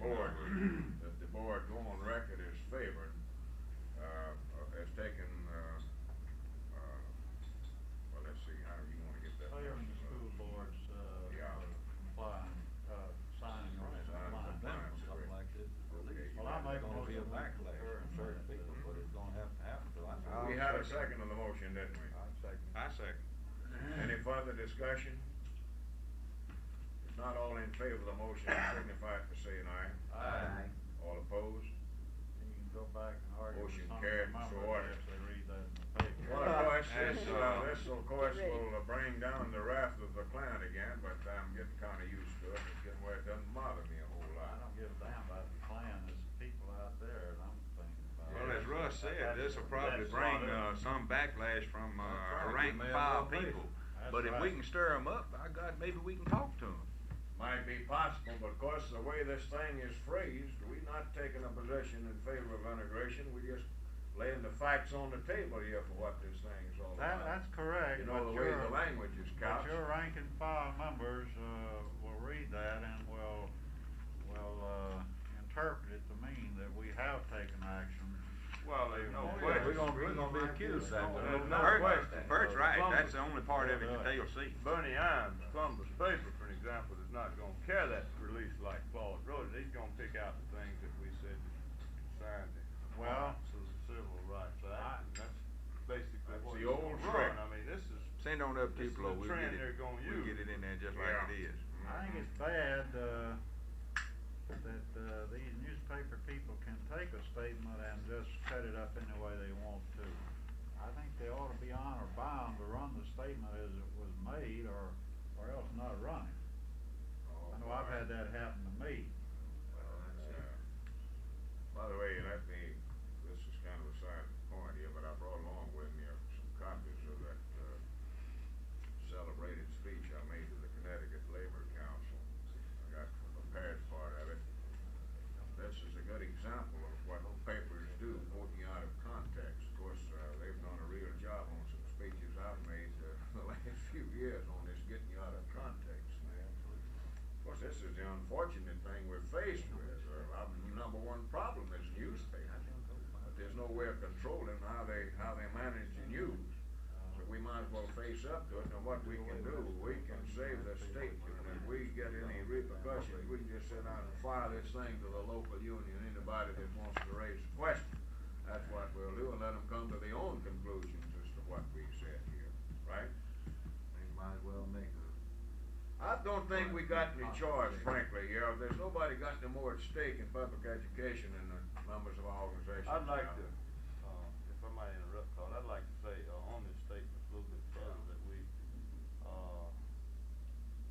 at least the members of the board be made Copies of it? of this, All right. of this press release. I know I want it. Well, I'll even go further and say Yeah, that You wanted to refer to. if you it. have I a know what mailing, you're talking I about. wouldn't say mail it out, special, but if you have a mailing anytime soon, that a copy of it be sent to them. Hey, we ought to send the thing, the copy of the statement that's inside to all affiliated local unions. And That might, it would cost us a few cents, but it might head some Might of be these well things worth off. it. It'd be well worth it, I think. Somebody like to offer a motion on that? I'll offer a motion to that effect. Motion is that the statement on this question be made available to all affiliated organizations. That will include, of course, central bodies, what have you. Is that mailing gonna be made before or after the first press release? Well, it would have to be after. If we release it today, Somebody take it. it'll be Monday before we can get it in the mail. See? Now, we can't wait till Monday to release it. Wait till Monday to release it? Monday? Well, we might be better to prepare it and figure on releasing it, say, Monday afternoon, and in the meantime, we can go ahead and prepare the mailing to the local unions and have it in the mail with a cover letter. You couldn't get it in the morning paper Monday? Well, we could, but, we have a little better success here by releasing the thing in the afternoon, which means that the morning papers will have it. Now, we can time the thing where the Jackson Daily News can't get the the thing first. What we do is wait till they pass their deadline and turn it and release the thing, you see. And this gives the boys like Bill Munn and Kenneth Toller a shot at it first, your better paper. Of course, when you give it to the TV stations, they get it first, really. Dick Sanders, of course, Dick Sanders will give this thing darn good coverage. I don't know how you feel. And he'll quote it right, too. Right, you depend on Dick for doing a good job on this. So that's the reason we usually follow this procedure, is to get the best coverage initially. And you turn around, release it in the morning, nothing but the Jackson Daily News will have it. I mean, they'll come out with it first. You follow me? Well, we can wait till Monday, and frankly, I think it's probably gonna be Monday. I'll have to revise this opening statement a little bit. We can wait till Monday to release it. In the meantime, they can prepare the mail and get ready for the mail and try to get into the mail on Monday afternoon, which means a lot of them will get the thing about the time they read the paper anyhow, at least the next day. The whole purpose, though, in the local divisions, getting a copy of the statement is to give the people something to, Right. The officers to refer to Yeah, know refer exactly to what it. was. What was said. What was said. I think this is good. Okay, we did have a motion here about doing the mailing. We had a second. Do we have any more discussion? Not all in favor of the motion signify it by saying aye. Aye. All opposed? Motion carried and so ordered. Now, last night, our committee considered the need of a news bulletin put out by the state council. This, we think, would probably help in some of these things we've been talking about, the right-wing activity. We're not in a position right now to start it immediately. But sometime in the near future, after we get over the hump with some of these financial problems, Tom and I think we could probably get into a position to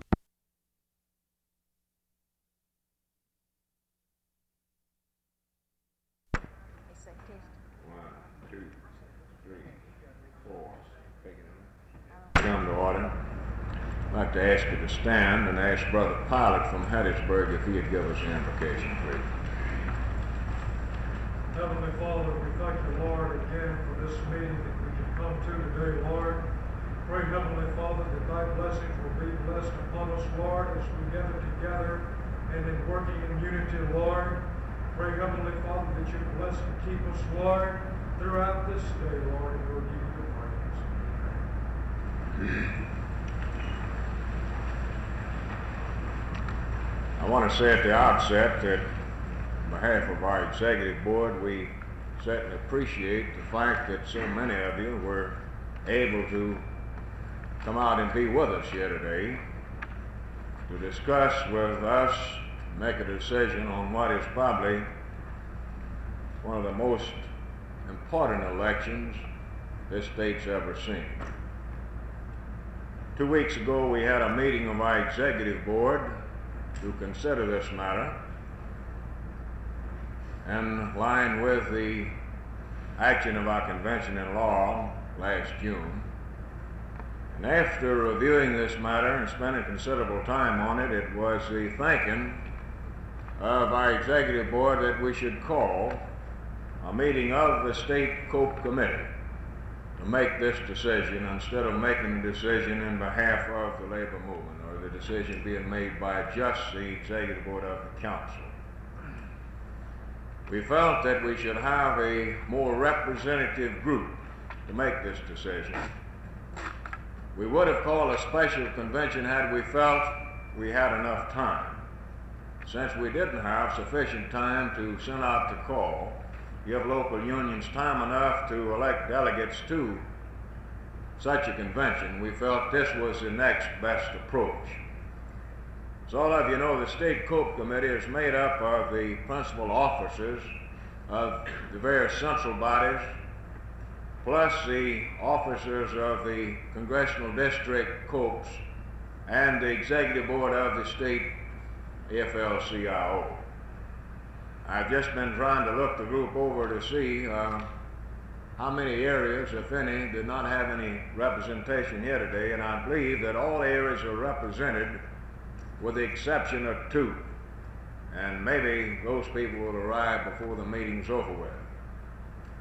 Now, your board and the executive committee, well, the executive committee first and the board, has spent considerable time and effort in trying to arrive at what we thought was the proper answer to this problem that we're confronted with. We spent many hours, as a matter of fact, in trying to arrive at what we felt should be presented to the meeting here this afternoon. It's the most complicated problem, and we're going to have to present our report to you in two phases, so to speak, because of some of the problems involved. I think as the meeting moves along, you'll understand what we're talking about. Now, Brother Knight, who is the director of our State Committee on Political Education, will present the report and the recommendations of the Executive Board to this meeting. That report then will be placed before you for action. You can adopt it, you can amend it, you can do with it as you see fit. But the decision made here this afternoon will be the decision of the labor movement in Mississippi in regards to this most important election. I'd like to leave that with you. You will be acting here this afternoon in behalf of the entire labor movement in the state of Mississippi. So at this time, I'd like to call on Brother Knight, our State Cope Director, to read to you the report of the Executive Board and its recommendation. Now, he will read to you and pass out to you copies of the report, and the report will refer to an analysis of this particular situation by the Executive Board. He will read the analysis to you, but that will not be passed out. We'll explain these things to you as we go along.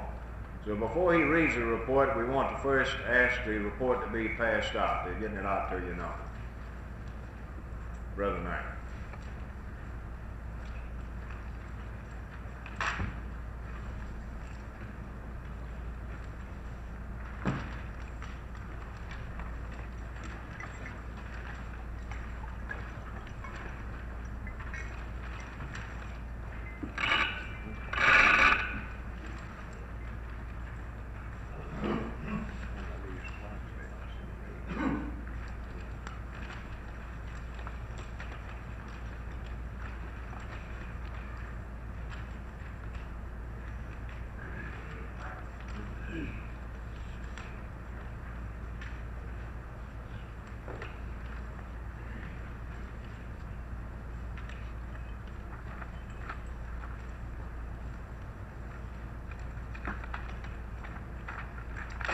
Watch the score, Clark.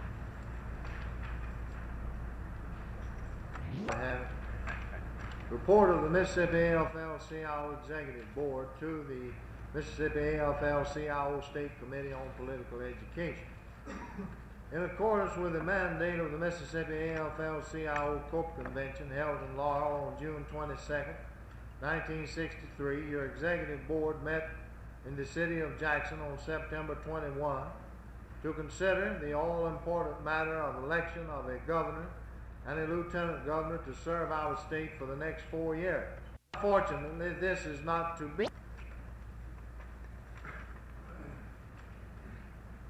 Brother Knight will now read you the analysis we have prepared on this particular situation. After the analysis has been read, then he will move the adoption of the report and it'll be open for discussion. We think that you need to hear the analysis before the matter is placed before you for consideration, Brother Knight.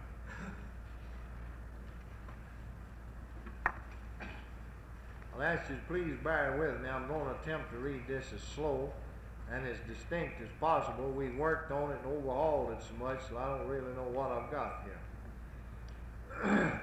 In November 5th general election, the voters of Mississippi intimidated to more properly evaluate the abilities of these two gentlemen to serve our state as lieutenant governor. Based upon his previous record as lieutenant governor, as well as his position on pertinent issues, we must conclude that Mississippi can best be served with election of Carroll Garton as lieutenant governor. Mr. Chairman, I move the adoption of this report.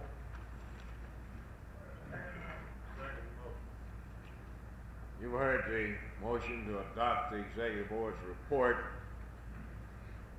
Before we go into the discussion, I feel that I should point a couple of things out to you. I think there might be some questions in your mind at this time. We feel that this analysis is necessary in connection with the report that you will be adopting here this afternoon, in order that the State Council will be in a better position to carry out whatever decision is made here today. Now, also in connection with the analysis, you make mention in the report that you have before you that our membership will be advised, and an analysis will be provided to our membership by mail on this matter. We want to say to you that it's the thinking of our board that any such analysis, anything that's sent out in connection with the decision here today, should not be sent out until about 2 weeks prior to November the 5th. We feel that the campaign should be allowed to fully develop. We know, as a matter of fact, that there are going to be some issues developed in this campaign that have not been developed up to date as far as the Democratic primary was concerned.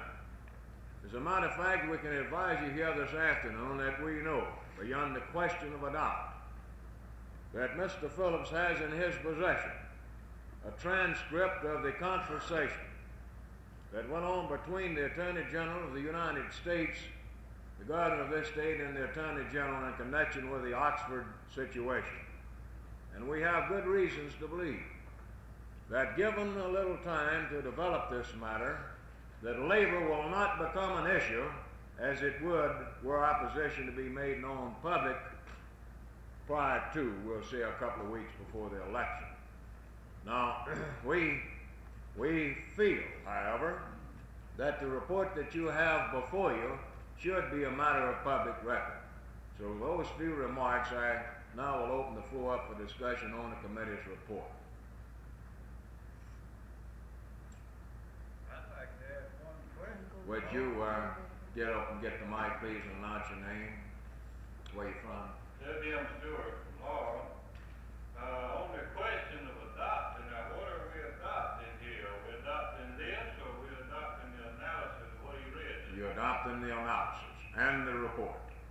I was just wondering, I didn't see much in here to adopt. Yes, well, the analysis gives you the background and forms the conclusion, is what it does.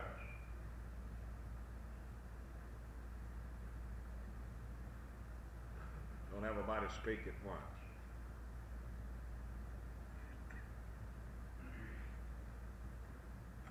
They're shocked. They're shocked. They approach to the thing. Who wants it first? Brother Smith, you want it? First, I'd like to say I'm sorry I didn't get here this morning and get informed on all of this. But what does the International Coke think about this move? We get Coke money through the International, do we not? Yes, we get some of that, right? We don't get as much as we'd like to, but we get some. What I was thinking on the national election, we support the Democrat usually. Mm-hmm. Now we support the Republican. Yes. And what I was trying to find out, what does the National Coke think about this thing? What would they say? Would they cut us off? Or? I don't hardly think so. We got the Coke director here. You might call on him to get his opinion on it. If you'd like to answer that question first, we can, as he's been in our board meetings and so forth when these decisions were made. But as we point out in the analysis, matter of fact, in the report that you have, we don't consider this as being a contest between a bona fide Democrat and a bona fide Republican. That as we point out, and actually if you'll notice here, that in the conclusion of the thing, we conclude that a Republican and a Democrat should be elected. See? Well, what I was trying to get at, you know, it seems that these Republicans are running around hollering Goldwater, and if we vote Republican or back a Republican candidate now, they're gonna say that's a vote for Goldwater. I can't go that route. I don't know about that. I don't think any of us can. Let me have that analysis, Tom. I'll point a couple of things out to you in the analysis.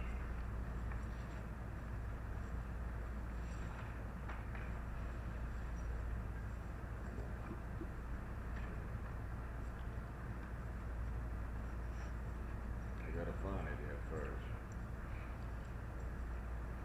Whereabouts in this thing is that on the second page? I think it is. Yeah.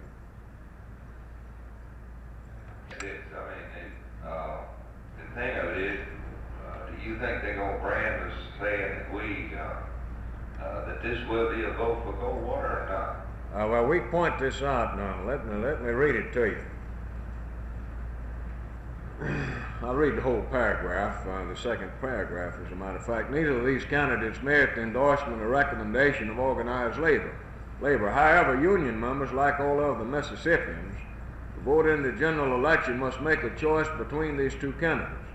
Therefore, it is the purpose of this report to analyze the two candidates, and it should be clearly understood that our conclusion on the gubernatorial candidates in no way predetermines our position in the 1964 presidential campaign. That was put in there for exactly what the question you're raising. That's the reason that's in there. Frankly, Ray, I think that this was quite a discussion with the board meeting this morning, this very thing that you're talking about. And this is a thing, of course, that has bothered several of us in arriving at this conclusion, that this might be construed as an endorsement of Barry Goldwater for president, which I doubt if there's anybody in the room here would vote for him. Therefore, we felt that this should be pointed out. Now, I don't think that we can classify this contest as a contest between a bona fide Democrat and a bona fide Republican, as we have pointed out in the report to you.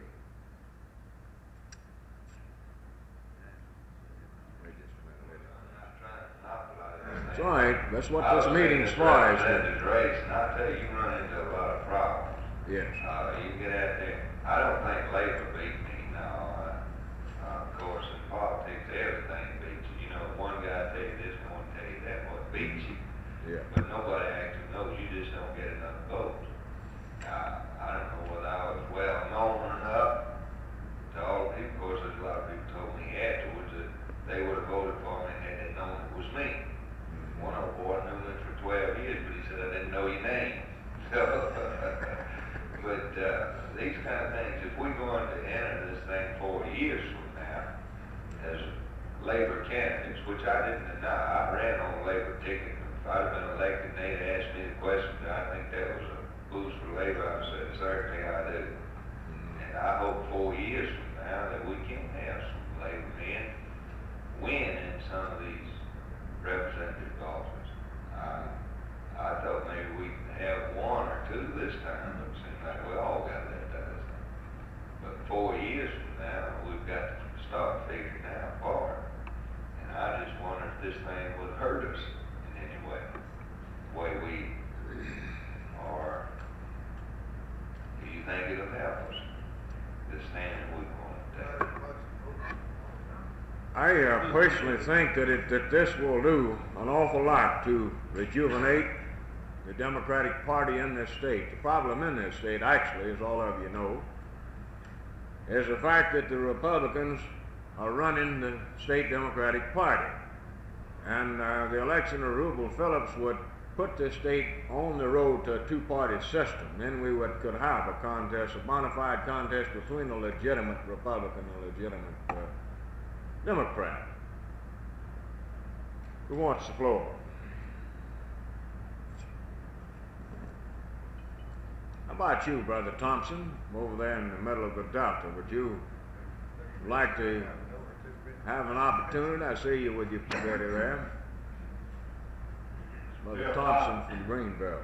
Bill Thompson, Greenville. We have, Brother Smith brought up a couple of very interesting points I think we do need to dwell on. Number one, this is a state election we're concerned with this year, not a national election. We'll decide the national election next year. You can't tie yourself down this year to what you're gonna vote for next year. He also brought up the point that traditionally and historically, they would have voted for supported your Democratic nominee. That's true enough as a result of these interviews. On a national level, I think you'll find that they use somewhat of the background, the same system of your interviews as state level people do. It's been historically labor supported the Democratic candidates only because they were more receptive to the desires and the wants of the labor organization. This is not an ironclad thing. You'll find in some areas where liberal Republicans get labor support. As far as we're concerned today, we have more Democrats in the state of Mississippi. A liberal Republican is far better, as far as we're concerned, than a conservative Democrat. It gets a bit confusing sometimes, these party labels say who's a Democrat and who is a Republican. Well, can we consider Mr. Johnson to be a Democrat? Can we consider Mr. Phillips to be a Republican? Last election, he was a Democrat. So today, we don't know for sure whether he's a Republican or a Democrat. So it does get a bit confusing.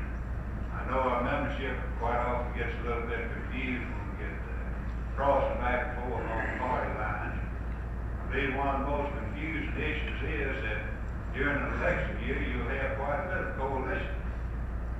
You'll be voting the same way some group on the local level does and fight you tooth and toenail for another 4 years. But if this thing develops where two different groups can vote to create a little better atmosphere in which we can disagree with each other for the next 4 years, I believe we'll make a little bit of progress. I would like to jot down a note or two here. These pretty well covered all of them. Now I want to dwell just 1 minute on something that's going around the state now. Hear your Mississippi Democrat warning of the dangers of a two-party system in Mississippi.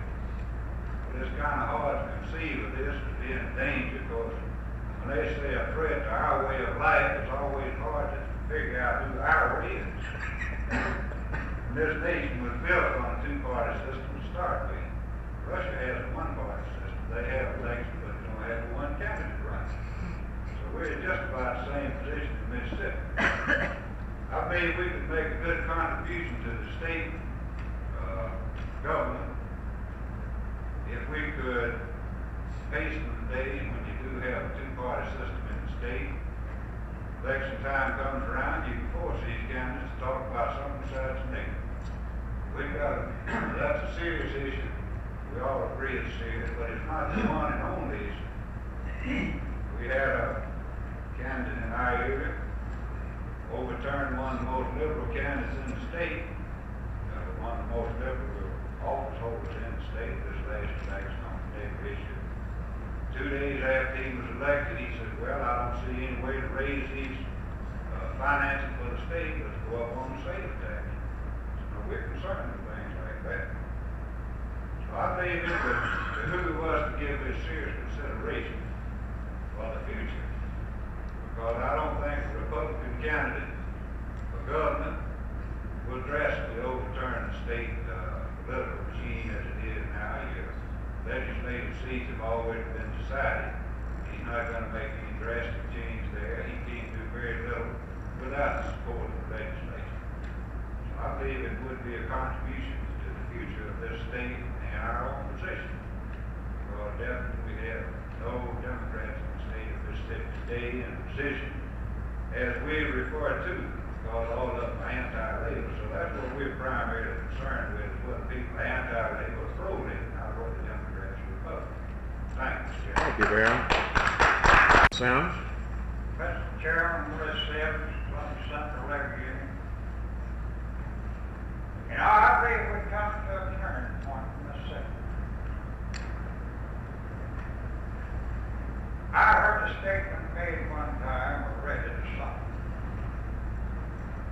that every human being, irrespective of his pain, calling, condition of servitude or whatnot,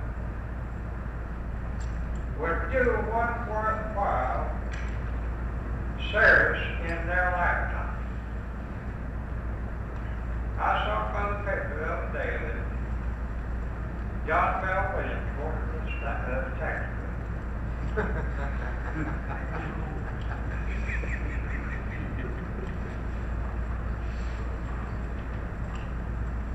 I called, you're talking about what you're going to be classified as. I called a certain, well, I didn't call him, he's a solicitor for my vote.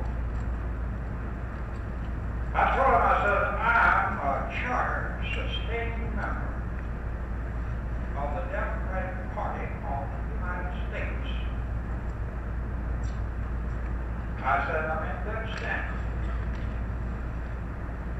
Now, you asked me for my vote. Do you want my vote under those conditions? He said, well, I'm not springing anybody's vote. These candidates, they all don't want your vote. Well, we had no choice in the first primary, except, I think, Mr. Bolton. Come down to the lieutenant governor's view. Lieutenant governor's ways. I supported Miss Kennedy. Well, somebody says they both cussed Kennedy, and you're a big Kennedy man. I said, yes. I said, I'm just choosing the most beautiful of the two evils.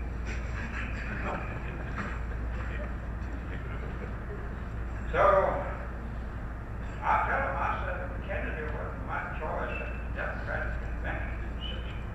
I said, that is he. But I said, he was the nominee, and he got my support. And he'll get it in 1964, irrespective. Now, as to the two candidates to governor, I don't know whether I could hold my nose long enough to vote for either one. All this shit doing to give you around here. I never been as sick of anything in my life as either nigger Kennedy, nigger Kennedy, nigger Kennedy. I'm just wondering if any of them got any old grandchildren running. And if you don't believe there's plenty of them in you, I just stand on the streets and see what's walking about. Hey, just get that variegated color just from the sun.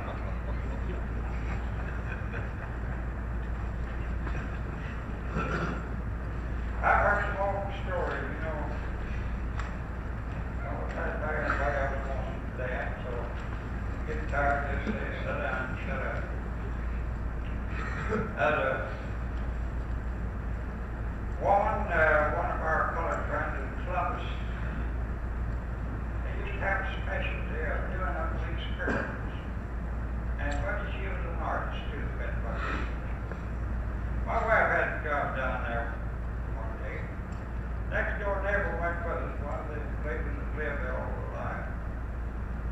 Went down to get him, says, called her my name, said, says,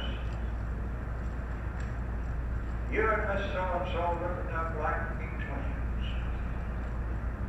The story was they had the same mother.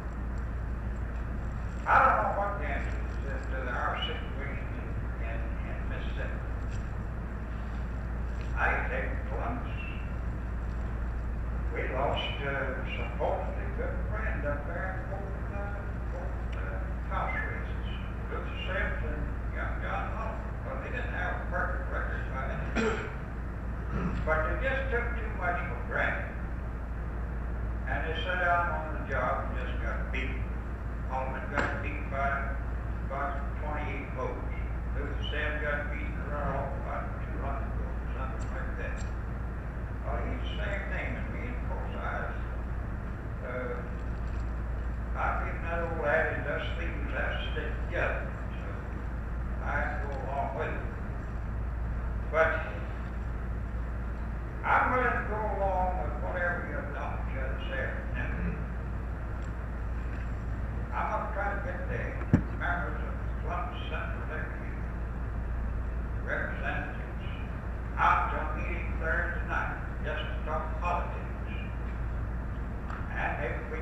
something stirred up. I know the question comes up, I don't know if it's legal or not. I was talking to my daughter, who lives down the law the other night. She said, why don't somebody start something about writing? Said, I'm gonna write J.P. Coleman in on my book. Well, I don't think it would be counted, I don't think that's legal. But I'm awfully tempted to do the same thing my wife said she is too. So maybe there'll be others who do the same thing. So, I don't know, I think we got a hard old stump ahead and see the way it goes in this situation. Thank you, Brother Sam. Who wants it next?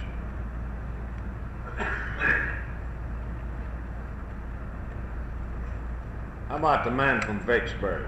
I knew he'd have to get up there, I reckon. Brother Cook from Vicksburg. Not that I have a whole lot to say, but I drove 50 miles, expecting some 37 people in Preston to have a good story to tell. Well, you always got one good one, I know. Drove down to Laurel with the expectations of hearing some good stories, and after a considerable length of time, come out with a list of, well, by process of elimination, of a heap of evils, a list, a smaller list of evils that the council more or less went along with as their choice. Different offices, and I'll tell you, I might have done the wrong thing, but I was just stupid enough to go back home and vote right down the line the way that these broad-minded people suggested. I was under the impression that after coming over here today, that I would still have the same group of people thinking as positively as they did before on which of the evils that we have left would be best for us to vote for September the 6th. But if we drag along here like we're dragging now, with more people telling me who they're for in this next election, like we've done along so far, then it's entirely possible I may not even find out how my own brother over there, Ray Smith, is going to vote. In Vicksburg, I hadn't been getting too many communications from people scattered about over the state, but it seems like that positively and as firmly as I can think, it's the most logical thing for me to do on September 6th. Between the two evils that we got to choose from, choose a man by the name of Rubel Phillips that I've been fortunate enough to see once on television. Didn't have time to see what he had to say. I couldn't tell for sure whether he was a Republican or a Democrat or what by looking at him. So I stayed there and listened long enough. He might have made it known that he was a Republican. But I swear to you, I couldn't tell by looking. I can't tell by looking at anybody in here what party they're for. Now, I myself and a great number of other labor people in Vicksburg are talking over, and we've come up with the idea before our meeting today that we were going to choose Rubel Phillips as our choice of the two candidates that's left.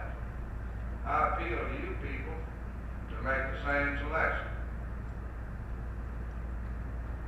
We've got another situation between Lieutenant Governor Carol Gardner on the Democratic ticket, Mr. Morris on the Republican ticket. To prove to you that I'm completely warped in my mind, I have chosen the same candidate that we chose before at Laurel to support, Mr. Carol Gardner.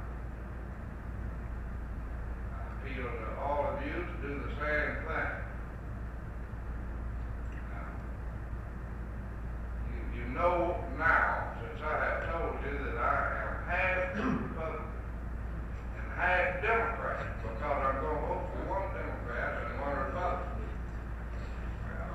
I hope that you're all as confused as I am, but stay that confused until you get to the polls and vote September the 6th. Again, next year, November the 5th, that's the date. November the 5th, that's the date. Well, I heard it was the 6th. I'll be there. You don't want to be a day late, that's what I'm getting. Next year, unless some of you people come around and talk to me a little bit more, who are full-fledged Republicans or who are full-fledged Democrats, I'm gonna stay as confused as I am now on my presidential nominee, which is gonna be, best I can understand, Brother Goldwater. A man for whom, up to this point, I haven't chosen as my favorite. As bad as I hate to, I'll probably have to vote for Kennedy. So now you see how confused I am, but at least you know what the hell I'm gonna do on the 5th. I hope that we can all make up our minds and let each other know here today, and if it's worthwhile what you got to say, then I'll stand here and listen. And it's entirely possible that you may be able to change my mind and make me all over again a Democrat. Same thing goes for Republican. Thank you, Brother Cook. I assume then that you are in favor of the committee's recommendations on this matter. It might be, well, I see we've got several late arrivals. And for their benefit, it might be, well, I don't think there's any need to read the entire report to you, but we'll say this simply to you, that you have before you, or you should get a copy if you hadn't got one already, of that single-page report which was presented here. And then you notice on the bottom page of that report, in reference to an analysis of the election, or the situation to be, information to be sent out to the membership, that analysis was read to the group, which in essence does this. We say that we feel that it would be in the best interest of all Mississippians that Rubel Phillips be elected governor and that Carroll Garton be elected lieutenant governor. And we have the report before the House, and that is the subject of discussion at this time. Brother Pounders? Pounders, along with Mississippi Sons of Labor. I'd just like to say, Brother Cook had my same idea. I didn't know that he stole it from me. Then I'd beat him up here. Other than the date. If I could make that on November instead of September, maybe.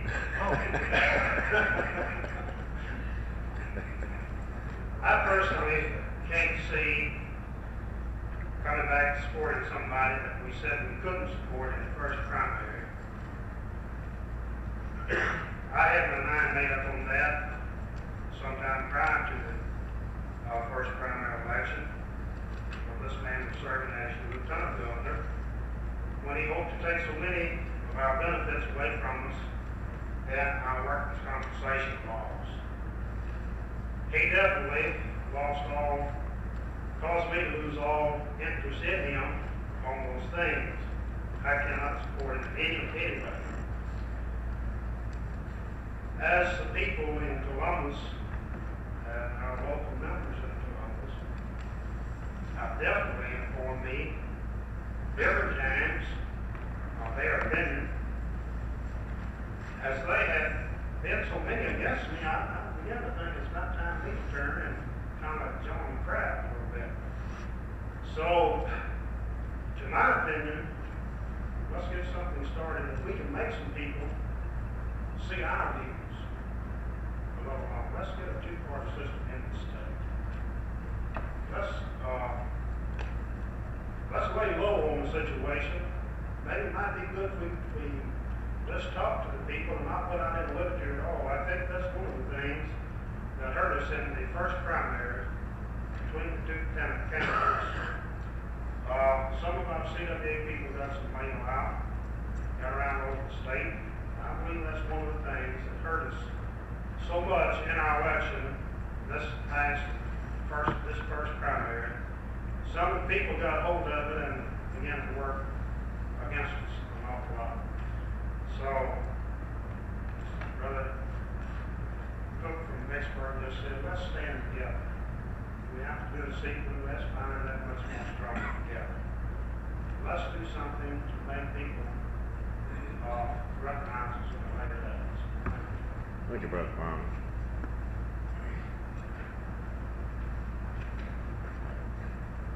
Who wants it next? We got a lot of people here, got a lot they can say yet. Might be again well for me to point out to the late arrivals that the executive board feels it would be ill-advisable to send any communication out to the rank and file membership till the last 2 weeks, we'll say, of the campaign. We know, as a matter of fact, that there are a few things that will be developed that will be of great interest to the people in this state. And we know that these issues will be developed, that Mr. Phillips has a copy of the transcript of the Oxford situation, the conversation between the governor and lieutenant governor and attorney general of the United States, and we fully believe that he will explore this thing and lay this fraud bare for what it was, the deception and used in all of these things. We feel that if we were to send out communication right away, it would fall in the hands of the Johnson forces, and labor then would become part of the issue. We'd be injected into the campaign. People in Mississippi would get their minds off of what was being said by the candidate. This is one thing. Therefore, if you adopt this report today, I can assure you that there will not be any written communication sent out of the council office until after, we'll say, the 20th of October. This is approximately 2 weeks prior to the election. However, we feel that it will be necessary. We know that there's a large number of our members that will be looking for this communication, some kind of communication on this thing, because I've had some inquiries, and some of you have too. We feel that a statewide mailing will be necessary in order that our people clearly understand what we are trying to recommend or advise or whatever have you on this matter. So I just wanted to kind of clarify this again for the late arrivals. We've already made this statement already.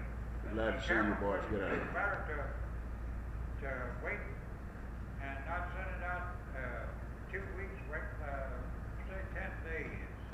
I think probably, Brother Sims, whatever we do on this thing, we're going to have to watch the situation develop.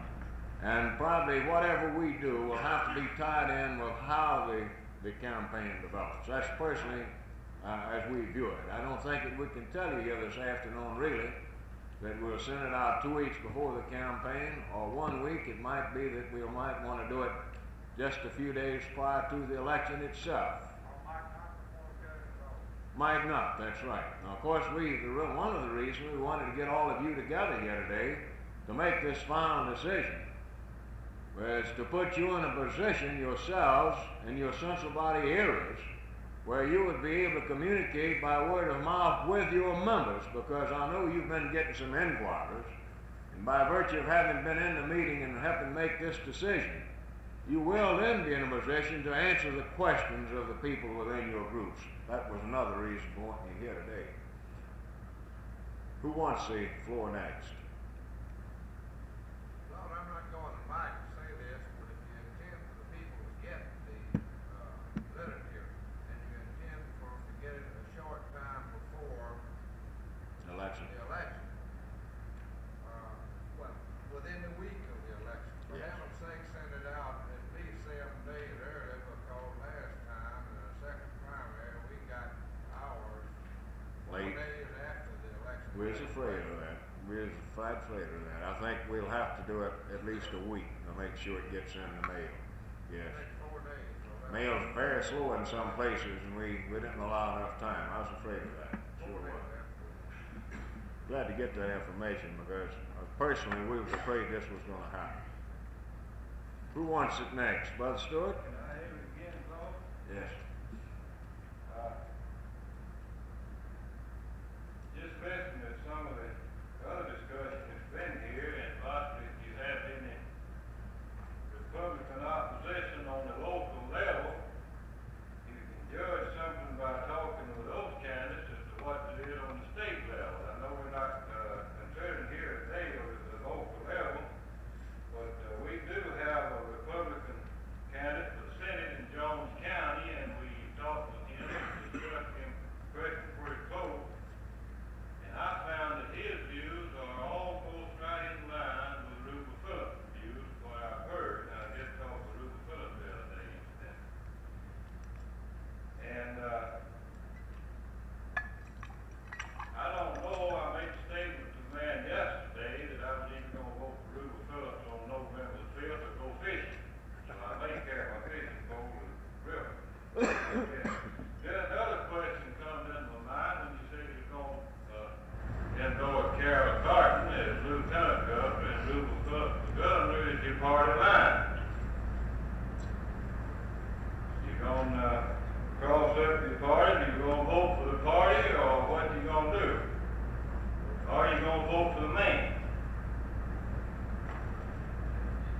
That's my view on it, is vote, not vote party line, is vote for the man. Because I don't think Rupert Phillips is any more Republican than I am. That's my personal views on the thing. And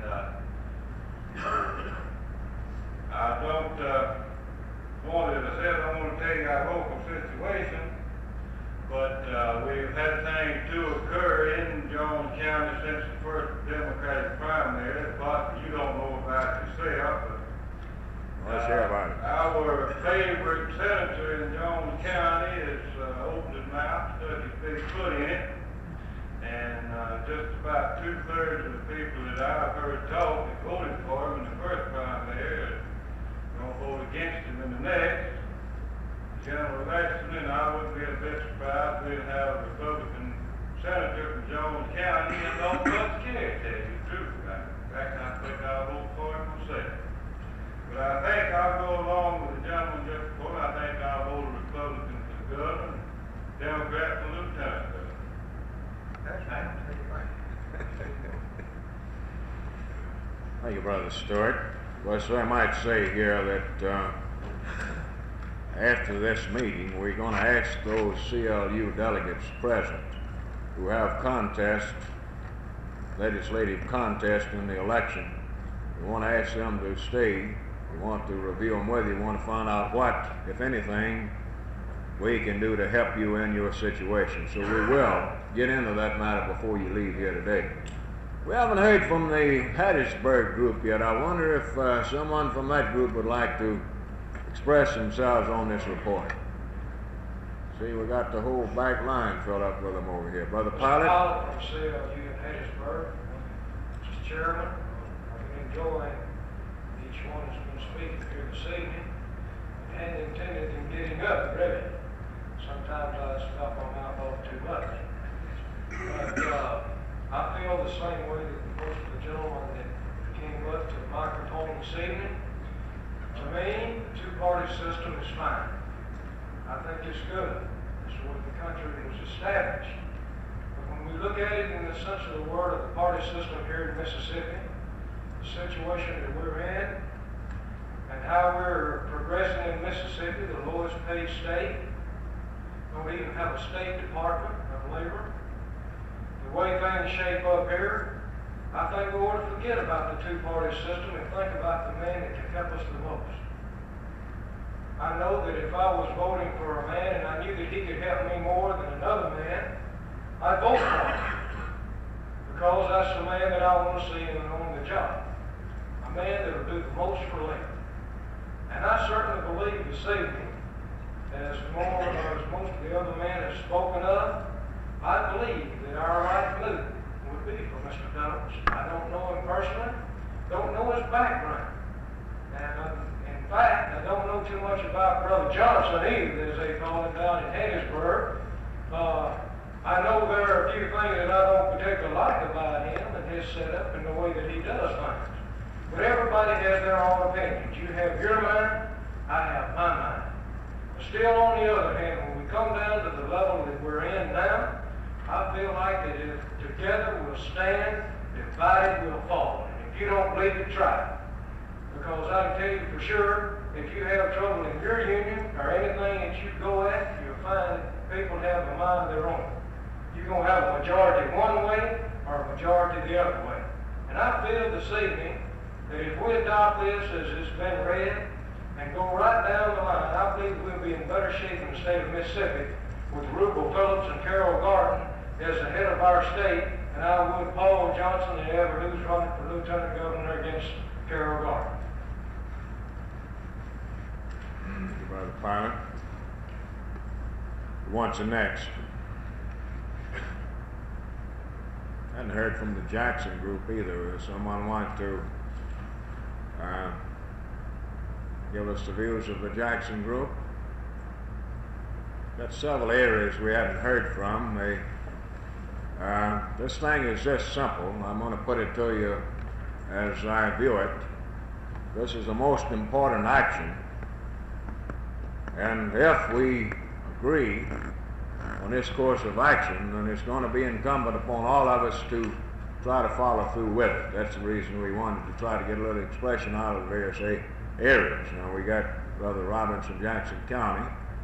Robert, would you like to give us your views of what you think about the Jackson County situation and what you think about the report, our approach that's been presented here? Brother Robbins from Jackson County. Frankly, I feel that you're better qualified for the review of Jackson County if you get out to have the opportunity better than I to view the situation there. But Jackson County is like a lot of other counties over the state in the view of the past election. Mr. Johnson did carry the county by a few votes away. I don't know whether there's a coalition there between the Republican Party in Jackson County with the vote of actual loyal Johnson supporters and the issues of the state or not. But it seems to me that the Republican Party did go along that line down there. Whether you people realize or not, we do have opposition in Jackson County in each of the legislative posts and the Senate in Jackson County at this time. And frankly, I feel that we did have a coalition there with the Johnson supporters and the Republican Party also, which will tell quite a different story in the general election if that was true. I do know we do have quite a large group there that will vote Republican ticket for governor in November. And of course, our position in Central Lake all the way through, there's no possible chance of trying to support a man and won't even talk to him. So how in the world can you go on and vote for Johnson when you can't even get an audience to him as your representative, be it on the local level, state level, or any other levels? As far as labor is concerned, he's a labor head or nothing. So I feel that Jackson County will at least a large percent, if not a majority, go along with the recommendations here today. Thank you, Brother Robbins. May I ask you a question? Did I understand you to say that there's a coalition between the Republicans and the Johnsonites? In the first primary, we feel that was true. That's the same condition in Lowndes County too. Well, I think we can safely assume here this afternoon that if you were to analyze the second primary, the second Democratic primary, recognizing the fact that the Republicans voted and participated in those primaries, and assuming that the Sullivan vote was largely the Republican element in the state, and look at what happened in the second primary, that you will have to assume that most of the people that will vote Republican voted for Johnson in the second primary, and they probably did this thinking. Now, we've got reason to believe this, but we can't prove it. They probably did this thinking that Johnson that Phillips could do a more effective job running against Johnson than he could against Coleman. We think probably this might have been in the picture. We don't know this, but looking at the results, this is what we seem to get out of it. The information I got was the reason reported that supported Johnson. They wanted him in the November election because he was the only man that they figured that they could beat. I say, that's what we kind of think might have happened. We can't tell, of course, if this is true. If this is true, then the fact that those people won't vote for him this time around, I think is going to be grounds for worry on Johnson's part. And I can advise you here this afternoon that we've got word that they're a little bit disturbed about what Labor might do in this campaign this time. There have been some people trying to get some private audiences with us to discuss this matter. But we took the position that we interviewed all of the candidates on the same basis. They had the opportunity to meet with our committee. They didn't avail themselves of that opportunity. Therefore, we found no grounds for any such meeting at this time. Who wants it next? Brother Bynum from Corinth.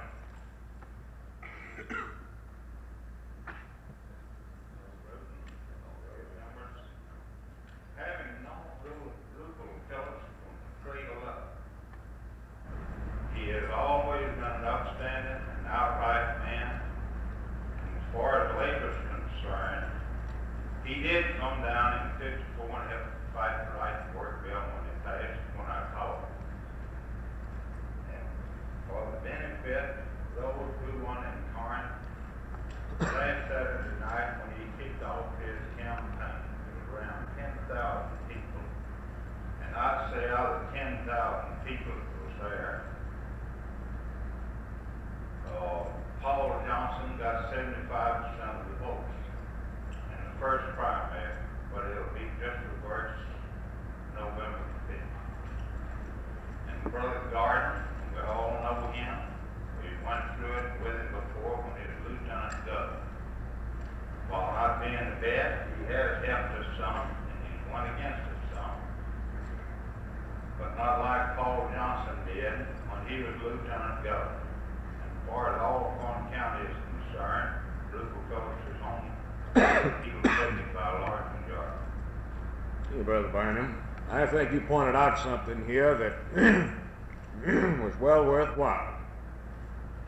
And that's the fact that in 1954 that Rupert Phillips did come down and lobby against right to work. As a matter of fact, he kind of feels that probably that Paul Johnson is going to bring this out in his campaign before it's over with. Of course, he's took public position on right to work, as all of you know, same as Johnson's position, recognizing the fact probably that the majority of the people, the referendum we had and so forth, have expressed themselves as being in favor of this type of legislation. But for your information, he did in 1954 lend a hand in trying to defeat that legislation when it was first enacted in the state of Mississippi. Now, I can advise you of this if you're interested in this information. It's my opinion, as a result of our interview, our discussions with Rupert Phillips, that his philosophy, things that he believes in and so forth, are very close to the views of J.P. Coleman. I can find very little difference in the two men. That's as we view it from this end of the thing. First, with Johnson not having met with us, not having the opportunity to have interviewed him, the only thing that we can judge him by is his past activity and the group that he's associated with, and what he has said publicly, and what he said before the Manufacturers Association and the Chamber of Commerce when he appeared before them. This has, of course, complicated our problem. I feel, I can't hardly see, frankly, as Brother Robbins expressed himself, how Labor could justify supporting a man that would not even sit down and talk to him. Now, there's a few simple rules in this game.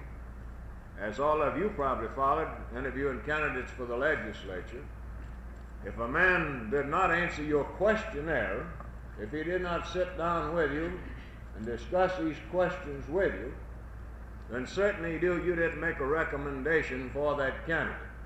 On a state level, when we sent out the questionnaires, interviewed the candidates, one of the rules that we followed was this: if a candidate did not answer the questionnaire, then he was not even considered. Therefore, this is in the picture also, the very fact that the man did not appear before the committee. Who wants it next? Brother Smith?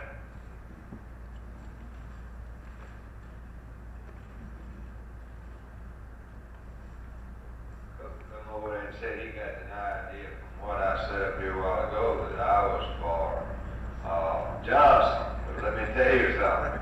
I'm for labor.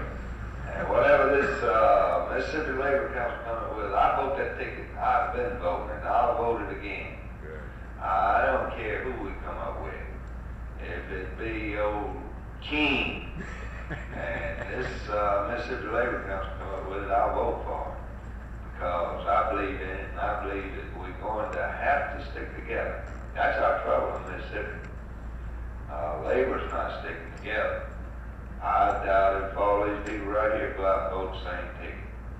Now, people who come up here and said what they're going to do already, they told us what they're going to do, regardless of what we come up with here, I guess. I don't know.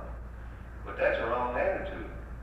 We come here and we have to ask these questions, and we have to argue these things out what we go away from here. That's why we should stick together. And this, as this young man said here, united we stand, divided we fall. And we're divided in Mississippi in the labor movement, friends. All over. In my own local. I have the hardest time where I know about 85 or 90% of my people down there voted for Paul Johnson. Had to. He couldn't have got that many votes. Labor voted for him. Let's don't kid ourselves. But it's our duty to try to sell these people.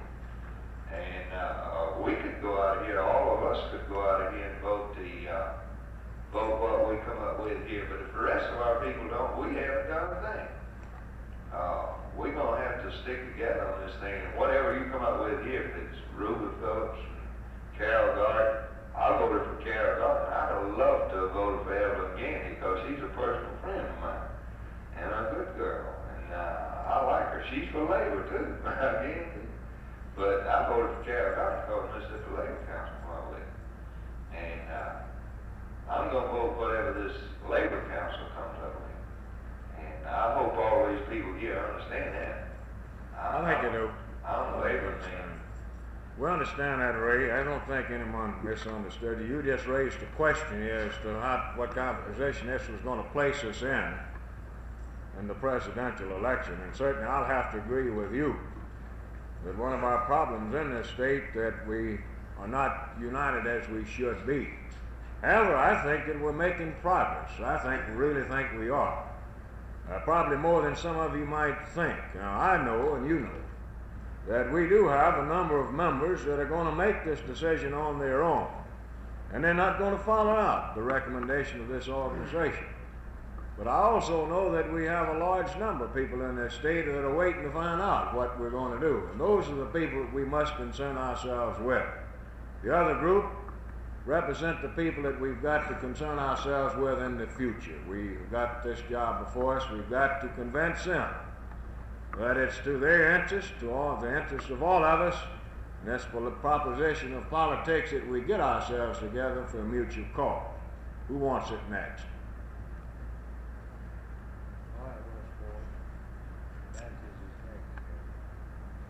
Get your seats ready. Brother Upton from Jackson. Jackson. Mr. Chairman, I think we're going to have to, like Simon Conner said years ago, and that's support our friends and defeat our enemies, regardless of party affiliation. That's the way I feel about it. I've been around over the state, and I used to think that, I was a Democrat. Well, I still think I'm a Democrat, but I'm not a Mississippi Democrat. Now, our people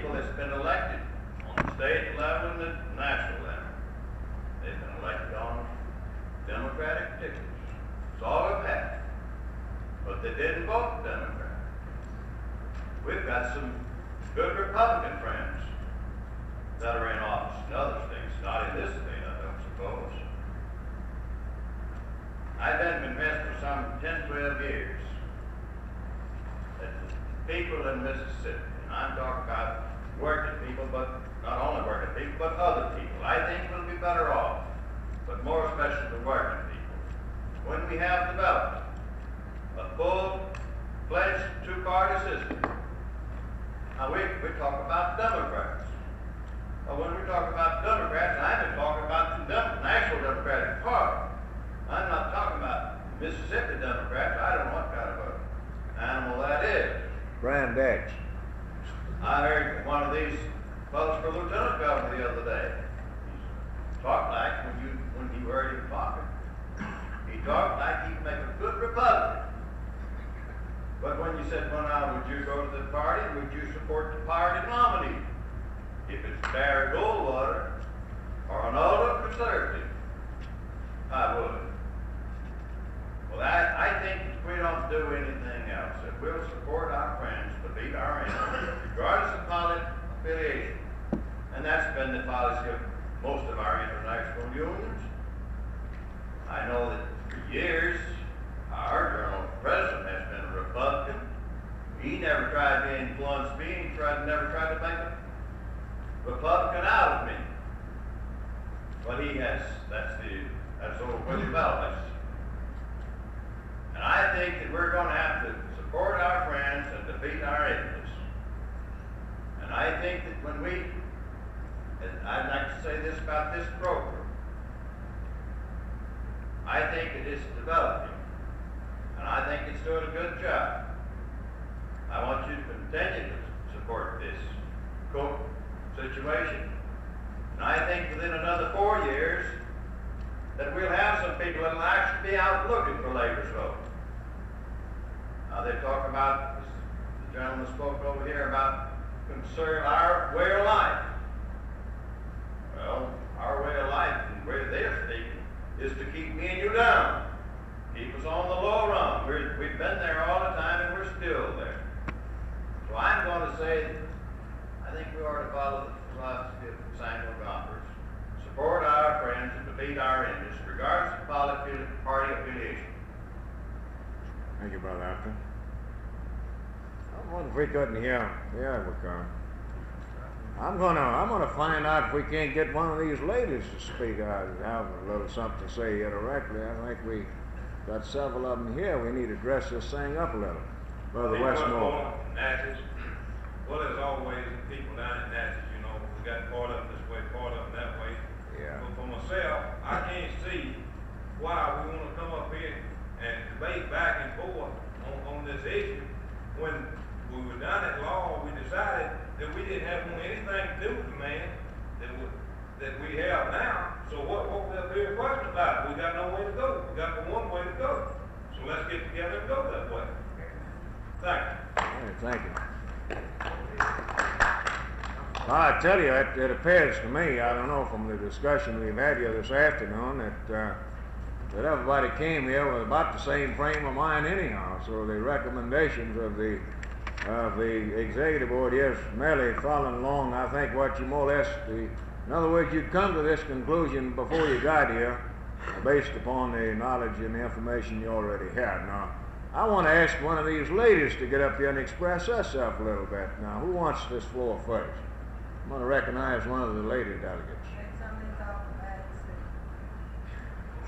How about Miss Culper? I'm going to start in the far left over there. Would you mind? Would you like to have the floor? She's with the Women Activities Group here in Jackson, and got a beautiful blue dress on here today. I know she'd like to get up and show that. I'm not sure I have too much to say, but I am in agreement with most of the people that are here that we're going to have to do something, even if it's wrong, so we can then have something to work forward to. And I do wholeheartedly agree with the people that I am for Miller, if that's what the majority of people here say. But I do believe that we are going to have to stick together and go that way. And we do have an awful big education job to do, and I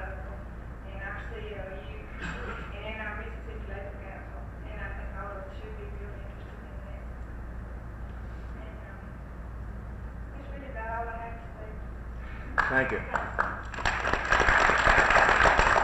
How about over here, Doris or Margaret, would you like to express yourself? Didn't want you ladies to think that the men were monopolizing this thing here today. My greetings from Northern Mississippi.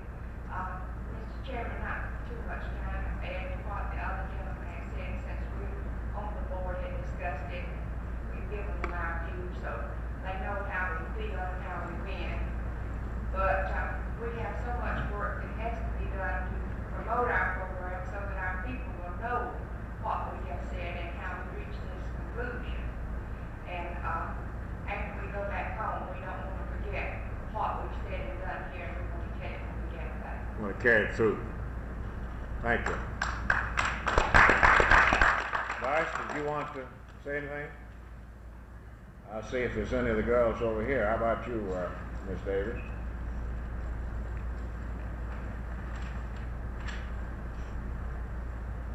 Miss Davis from Hattiesburg.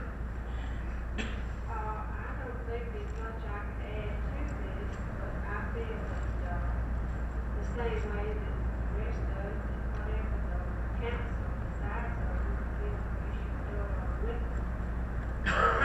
We just hope that, members will follow. And, I feel though that we do need to all cooperate and go together. Thank you. Any of the other girls now? We got a couple of more over here that's been active in the WAD programs. How about it, Evelyn? I guess I should say from Hattiesburg, Evelyn Voss from Hattiesburg, actually Purvis, I believe, but you out of CLU there in Hattiesburg. Well, I think that the people of Lamar County need to be brought up to date, really, on the laboring people in the state of Mississippi. Because as far as they're concerned, on the whole, we don't know what we're talking about. But we do have a good group of people in our local at Purvis. I feel like that on the whole, that they will stand together.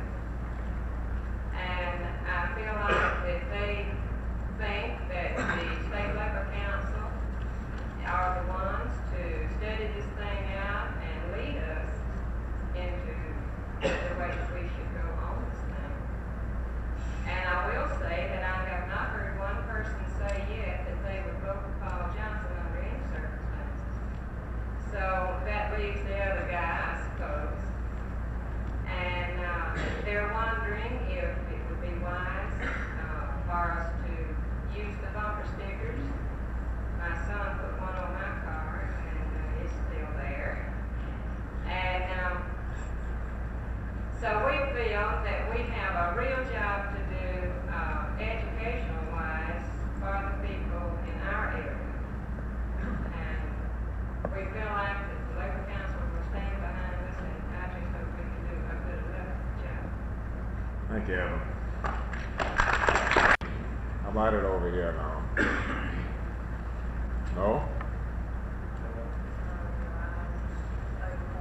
I'm just going home and work a little hard. Well, we got Lois over here, and I haven't heard from Lois yet. Lois, would you like to say a word? You know, we got to get some work out of you girls. We want to. Lois White from Natchez. Well, Carla, I don't know really how to say what I'm going to say, but I'm going to say it anyway. We called a special meeting in CLU the other night. Mr. Rayford Huff, as you know, didn't come with us today because he is the captain with the reserve, and I was with the reserve. So we have a man known in Natchez, some of y'all might know is known as Mr. Newman, who is Mr. Robert Clyde. Whether any of y'all know or not, but he is a rubber worker. And according to almost the way Mr. Clyde goes, some of it, most of his people vote that way. And he said he wasn't going to say too much because he had an election coming up in the next few weeks. So when we started out the door, I said to him, I said, Robert, I said, do you feel about it if we come back supporting Louisville Phillips, which I thought we would. He says, well, you tell them in Natchez that we're going to vote for Johnson. So I'm going to tell you what Robert Clyde told me, but if I was a Mississippian, I'd sure vote for Phillips and Dartmouth. Thank you. Thank you, Lois. Might clarify that statement that she was a Mississippian. Some of you might not know it, but she works in Natchez and lives across the river in Vidalia, Louisiana. Right, Lois? No, let's put it a little further over. Faraday? Yes. Oh, you live in Faraday. Well, at least she lives in Louisiana. Yes. All right, who wants it next?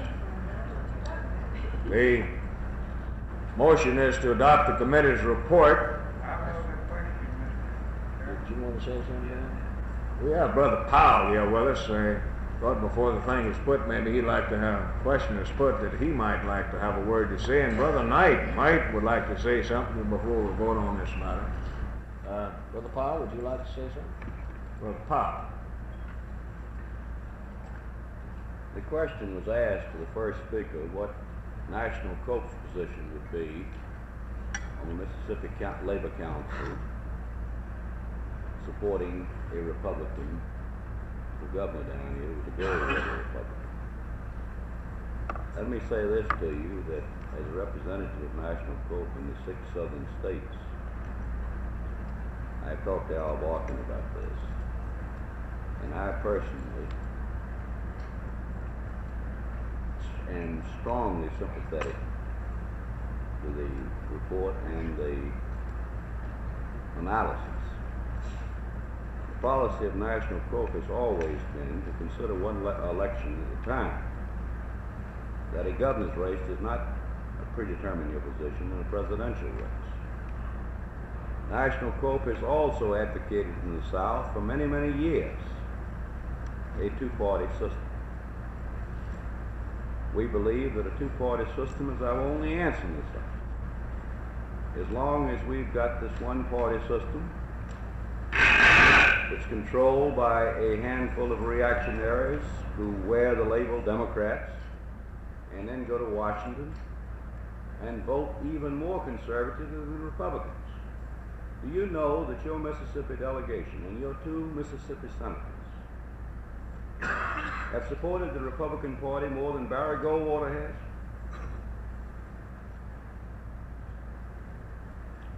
Now, Mississippi is a strange place. This is the only place in the nation that the Republican candidate for governor, a Goldwater Republican, is more liberal than the so-called Democratic candidate for governor.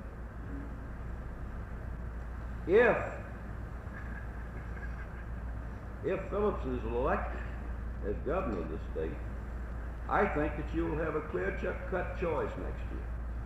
I think you'll have a clear-cut choice between Goldwater and Kennedy. On the other hand, if Johnson is elected, you will not have that clear-cut choice. You will have a group of independent electors who are afraid to tell the people who they're going to support for president until after the election. Now, some of you may be swayed by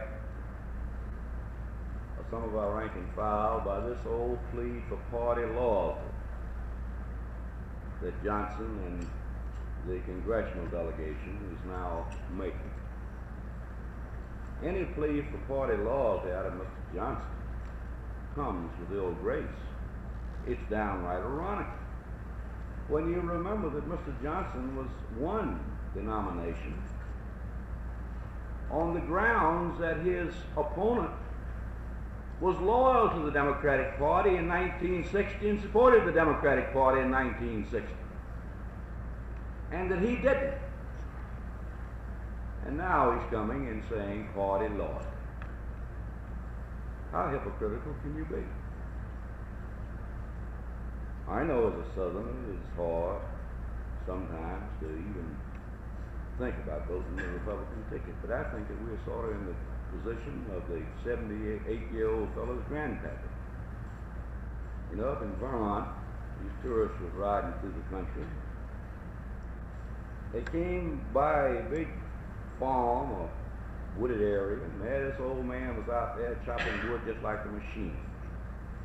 And he had about that whole field filled up with cordwood. And they'd never seen an old man chop so fast, so they stopped. And they says, "Pardon now being inquisitive, but how old are you?" He says, "I'm 78 years old." "And you're chopping wood that fast?" "Yep." "You do it often?" "Do it every day." "Don't you have any recreation?" 78-year-old fellow says, "Sure I do." Says, "I go to town." So he said, "Well, when's the last time you went to town?" "Oh, I went last weekend." "Well, what'd you do in town?" "I went to Grandpappy's wedding." They said, "How old is your Grandpappy?" Says he's 110. They said, "Well, what's your Grandpappy want to get married for at 110? He said Grandpappy didn't want to get married, he had to.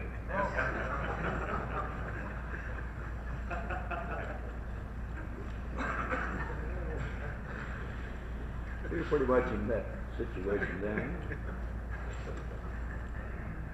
Mr. Johnson leaves us no choice.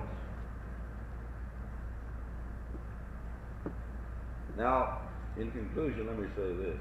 You talk about whether your people are going to follow you. I realize that there's some individuals in certain parts of the state, as was brought out here today, who for their own personal benefit or personal position in the community may put their own political preferences and their ties with political machines above the labor movement. They are far and few between, and time catches up with those. I think that your membership will follow you if you go to your membership. If you send out your mailing, if you get on these bumper stickers and tell them why, I think they'll follow you. And I have a strong, strong feeling that when their votes are counted down in election night, the Paul's going to take a fall.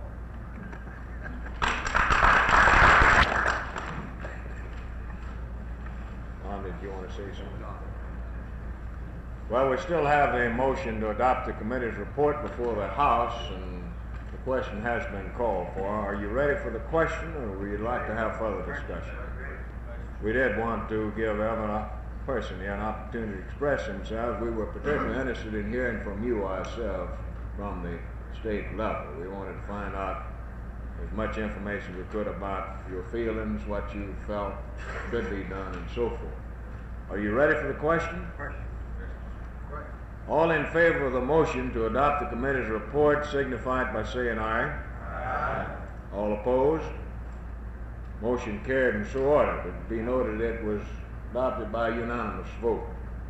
Now, we do have a couple of other items that we would like to take up with this group while we have you together, particularly those groups representing the central bodies. And by the way, I want to recognize the fact that we do have a couple of international representatives with us. We sent out invitations to the various international people that serve as locals in the state and invited them to come and sit in our meeting today, thinking that probably having been here and found out the reasons for our decision, that they might be in a better position themselves when they were servicing locals to convey this action back to our people, really, as the reason for this. So we'd like to get up here and at least let you introduce yourself to the people here and say we're glad to have you. I'm Daisy Sampson, Hotel Restaurant. Seymour Funny, international representative. We're certainly glad to have both of you with us here today.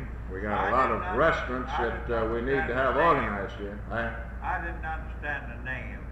Flanagan and what was his name? Stuyvesant. Stuyvesant of the Hotel and Restaurant Workers Union. Of course, you all know Brother Upton there, he's with the Carpenters. Also, we got Brother Starnes with the regional office for FLC, always sitting back guarding the door. Joe Mullins, yeah. And Joe, yes, about to miss Joe. Where's he at? Yeah, here he is right here, Joe Mullins. Yes, we're glad to have all of you out with us. All right, now the next thing that I want to, while we got to particularly the CLU people, and after this, then we can adjourn the meeting. Oh yeah, Russell Mike Mann over here. Of course, he's a member of our board. We're not going to consider him as being an international rep. He's a member of our board here. We want to discuss with you the possibility of some area-wide conferences, probably sometime next year after the legislature gets out of town in particular. Thinking that probably we need to probably help you. This program will be designed, of course, a double-barrel type approach to help build up interest in the labor movement in your areas. Several things can be accomplished well. We've been thinking about this, and we brought this matter up to the board this morning, and they authorized the executive committee to go into this matter and try to develop such a program. And I want to call on Brother Knight now to go into this matter with you a little bit, and then we want your opinion, the CLU people here, to give us an expression as to what they think, what the possibilities are, and what type of program you think it'll take to get the job done. Brother Knight?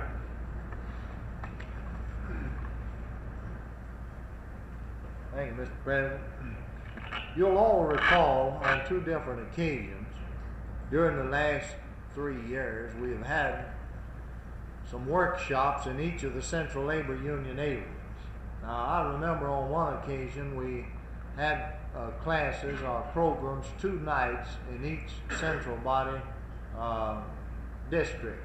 I think probably the classes run from 2.5 to 3 hours each night. Now, we haven't attempted to work out any details on a program of this kind. As the President pointed out, we had discussed it. It was presented to the board. The board has given the executive committee the authority to go ahead and attempt to work on plans for a program of this type. I'm sure that we'll all agree that we do need to extend and improve our political action program at the central body level. As you know, this is the area where our program of progress has been concentrated. This is where it's got to operate if it's to be effective as it needs to be, particularly your political action phase of the program. Now, certainly there's some other things that we need to talk about, and these are only some suggestions. You might have some later. We have the affiliation problem. As you know, that is the one serious problem that we have in this state today. If the affiliation problem was settled, and the only way to settle it would be that every AFL-CIO affiliate in the state of Mississippi become affiliated with the Mississippi AFL-CIO, then a number of our problems would automatically be solved. Now, there's another subject that is of great importance and of serious concern to the labor movement, not only in Mississippi but in this country of ours today. That is the expanded activity of what we refer to as the right-wing groups. The John Birch Society, the program known as Lifeline. A bunch of people spouting off about this way of life, as somebody pointed out. Well, we're not sure whose way of life it is. It's theirs they're talking about. To heck with ours. But anyway, this is something that National AFL-CIO and National COFE has been very much disturbed about. And I know that you central body presidents, I believe, and of course the board members are getting this report that Brother Ramsey is sending out that's furnished to us from Washington about these big wheels, the top brass in these organizations, and the various programs and activities they're engaged in trying to brainwash people in the United States. Now, this is certainly a subject that could be added to the agenda of this type program. As I said, the affiliation problem, and here is where we would have to enlist the attendance of the non-affiliated in each area, and of course then back to our political action, and maybe some other things. But this is something that we feel it must be done as soon as we can get around to it, which won't be very in the very near future because of a number of other things. Now, I think you know, as we pointed out to the board this morning, that this type program cannot be put on. It cannot be a success without we have the cooperation of every board member, of every central body officer, and of the ward chairman, all of the people, all over the state. We're going to have your wholehearted cooperation if we can first prepare this kind of program, get the necessary help and work out the necessary material and get the thing arranged in order that we might accomplish the most out of it. We are going to have to work together, and certainly we'll be looking at you. We've always had your cooperation before. I'm sure that we'll have it again this time. But let me emphasize again that if we attempt something like this, we don't want to schedule to begin these conferences in some central body area and have 6 people there besides the ones that are going to attempt to put on the program. You don't want it, we don't want it. So let's just bear this in mind. It's something that we there'll be a lot of work to do on it, but bear this in mind, and certainly just as soon as time will permit, then you will receive further notice from us about this particular problem. But I think you'll agree that it is needed. Now, certainly, if any of you have any comments, any question, any suggestion about this thing, I don't know a better time for you to speak up. Everybody, let's don't run over one another going to the mic now. Are they in agreement that they think that a program of this kind would be worthwhile in the area? If they are, then it'd not be necessary to go into a lot of discussion. I think it should be. Now, it'll probably be sometime after the month of May. Is this a correct date? No, 25th. 26th and 7th. It might be well that we point this out to you that the last board meeting, we set the date of our next convention. You might make a note of this. We haven't sent out any notices yet. Our state convention, state FLCO convention, May the 25th, 26th, and 27th here in the city of Jackson. Now we set this back a little bit trying to anticipate what the legislature would do. We hope that the legislature will be out of town by the time this date arrives. Now, it will probably be after this date. In other words, from June on, sometime in the middle to the latter part of the year before it be possible for us to get around where we can put in enough time. Actually, we have in mind probably about 2 nights in each area, something like this. This is what we're going to try to do. Of course, the program will be developed by the executive committee. In the meantime, if you've got any ideas, any suggestions, any problem that you think this program needs to concentrate on, you drop us a line and get it in here to us, and we'll give it some serious thought. Okay? One other thing. I have here a brief report that we prepared on the 1st and 2nd Democratic primaries. I had prepared this especially for the central body officers, and since had it ready to mail out, but I thought I'd save that few cents postage since you have been invited and we expected your presence here today. Those that hadn't come, I will send them their copy. Arthur, would you pass these out, please, sir? I think there'll be enough for everybody. Let's be sure that every central body at least gets one. This will briefly explain some of the things that was done in the 1st and 2nd Democratic primary. I might say this to you, you'll find this in the report. Now, you executive board members, you have already received this, only in a different form. You received 2 different reports, one on the 1st primary and one on the 2nd. I made this one from those 2, so if you all want one, all right, but if you don't get it, you'll know you've already got it. Anyway, I might point out that in the other statewide races, other than governor and lieutenant governor, of course we wore that subject out here this afternoon, of the 7 statewide races, we take a position in 5. All 5 of the candidates supported by Labor were elected. 4 in the 1st primary, and the 5th one made it in the 2nd. In the races for the legislature, we actively supported 66 candidates. those being in the heavier populated counties. Of course, all of you have an idea, you people, where this activity went on. Of the 66, we elected 41, or that is up till this past week, and they counted us out of the 41st one in Jackson County, but I understand we're not through down there yet. May have to use a ball bat or something, but anyway, even with that, we won 40 out of 66. Now, I might mention there's one or two other areas where we supported some candidates in a more or less indirect way that were also elected. But of the 66 we actively supported, there were 40 candidates out of that group that were elected to the legislature. So as I point out that, we had some places of disappointment. And I might say we had 7 union members running for the legislature from the various areas. Well, unfortunately, 5 of those people, including Brother Ray Smith here, who went farther than most of the others, he got in the second primary, was defeated by a relatively small margin. 2 out of the 7 were elected and the other 5 were defeated. But looking at it from an overall point of view, certainly we can see some accomplishments through the results of this election. As I pointed out there, we've only had 2 years, really not 2 years since the program was initiated. We've done an awful lot of work, I think. We've made some progress, but yet and still, we wasn't in the shape that we could have been in had we had more time at the beginning of this campaign.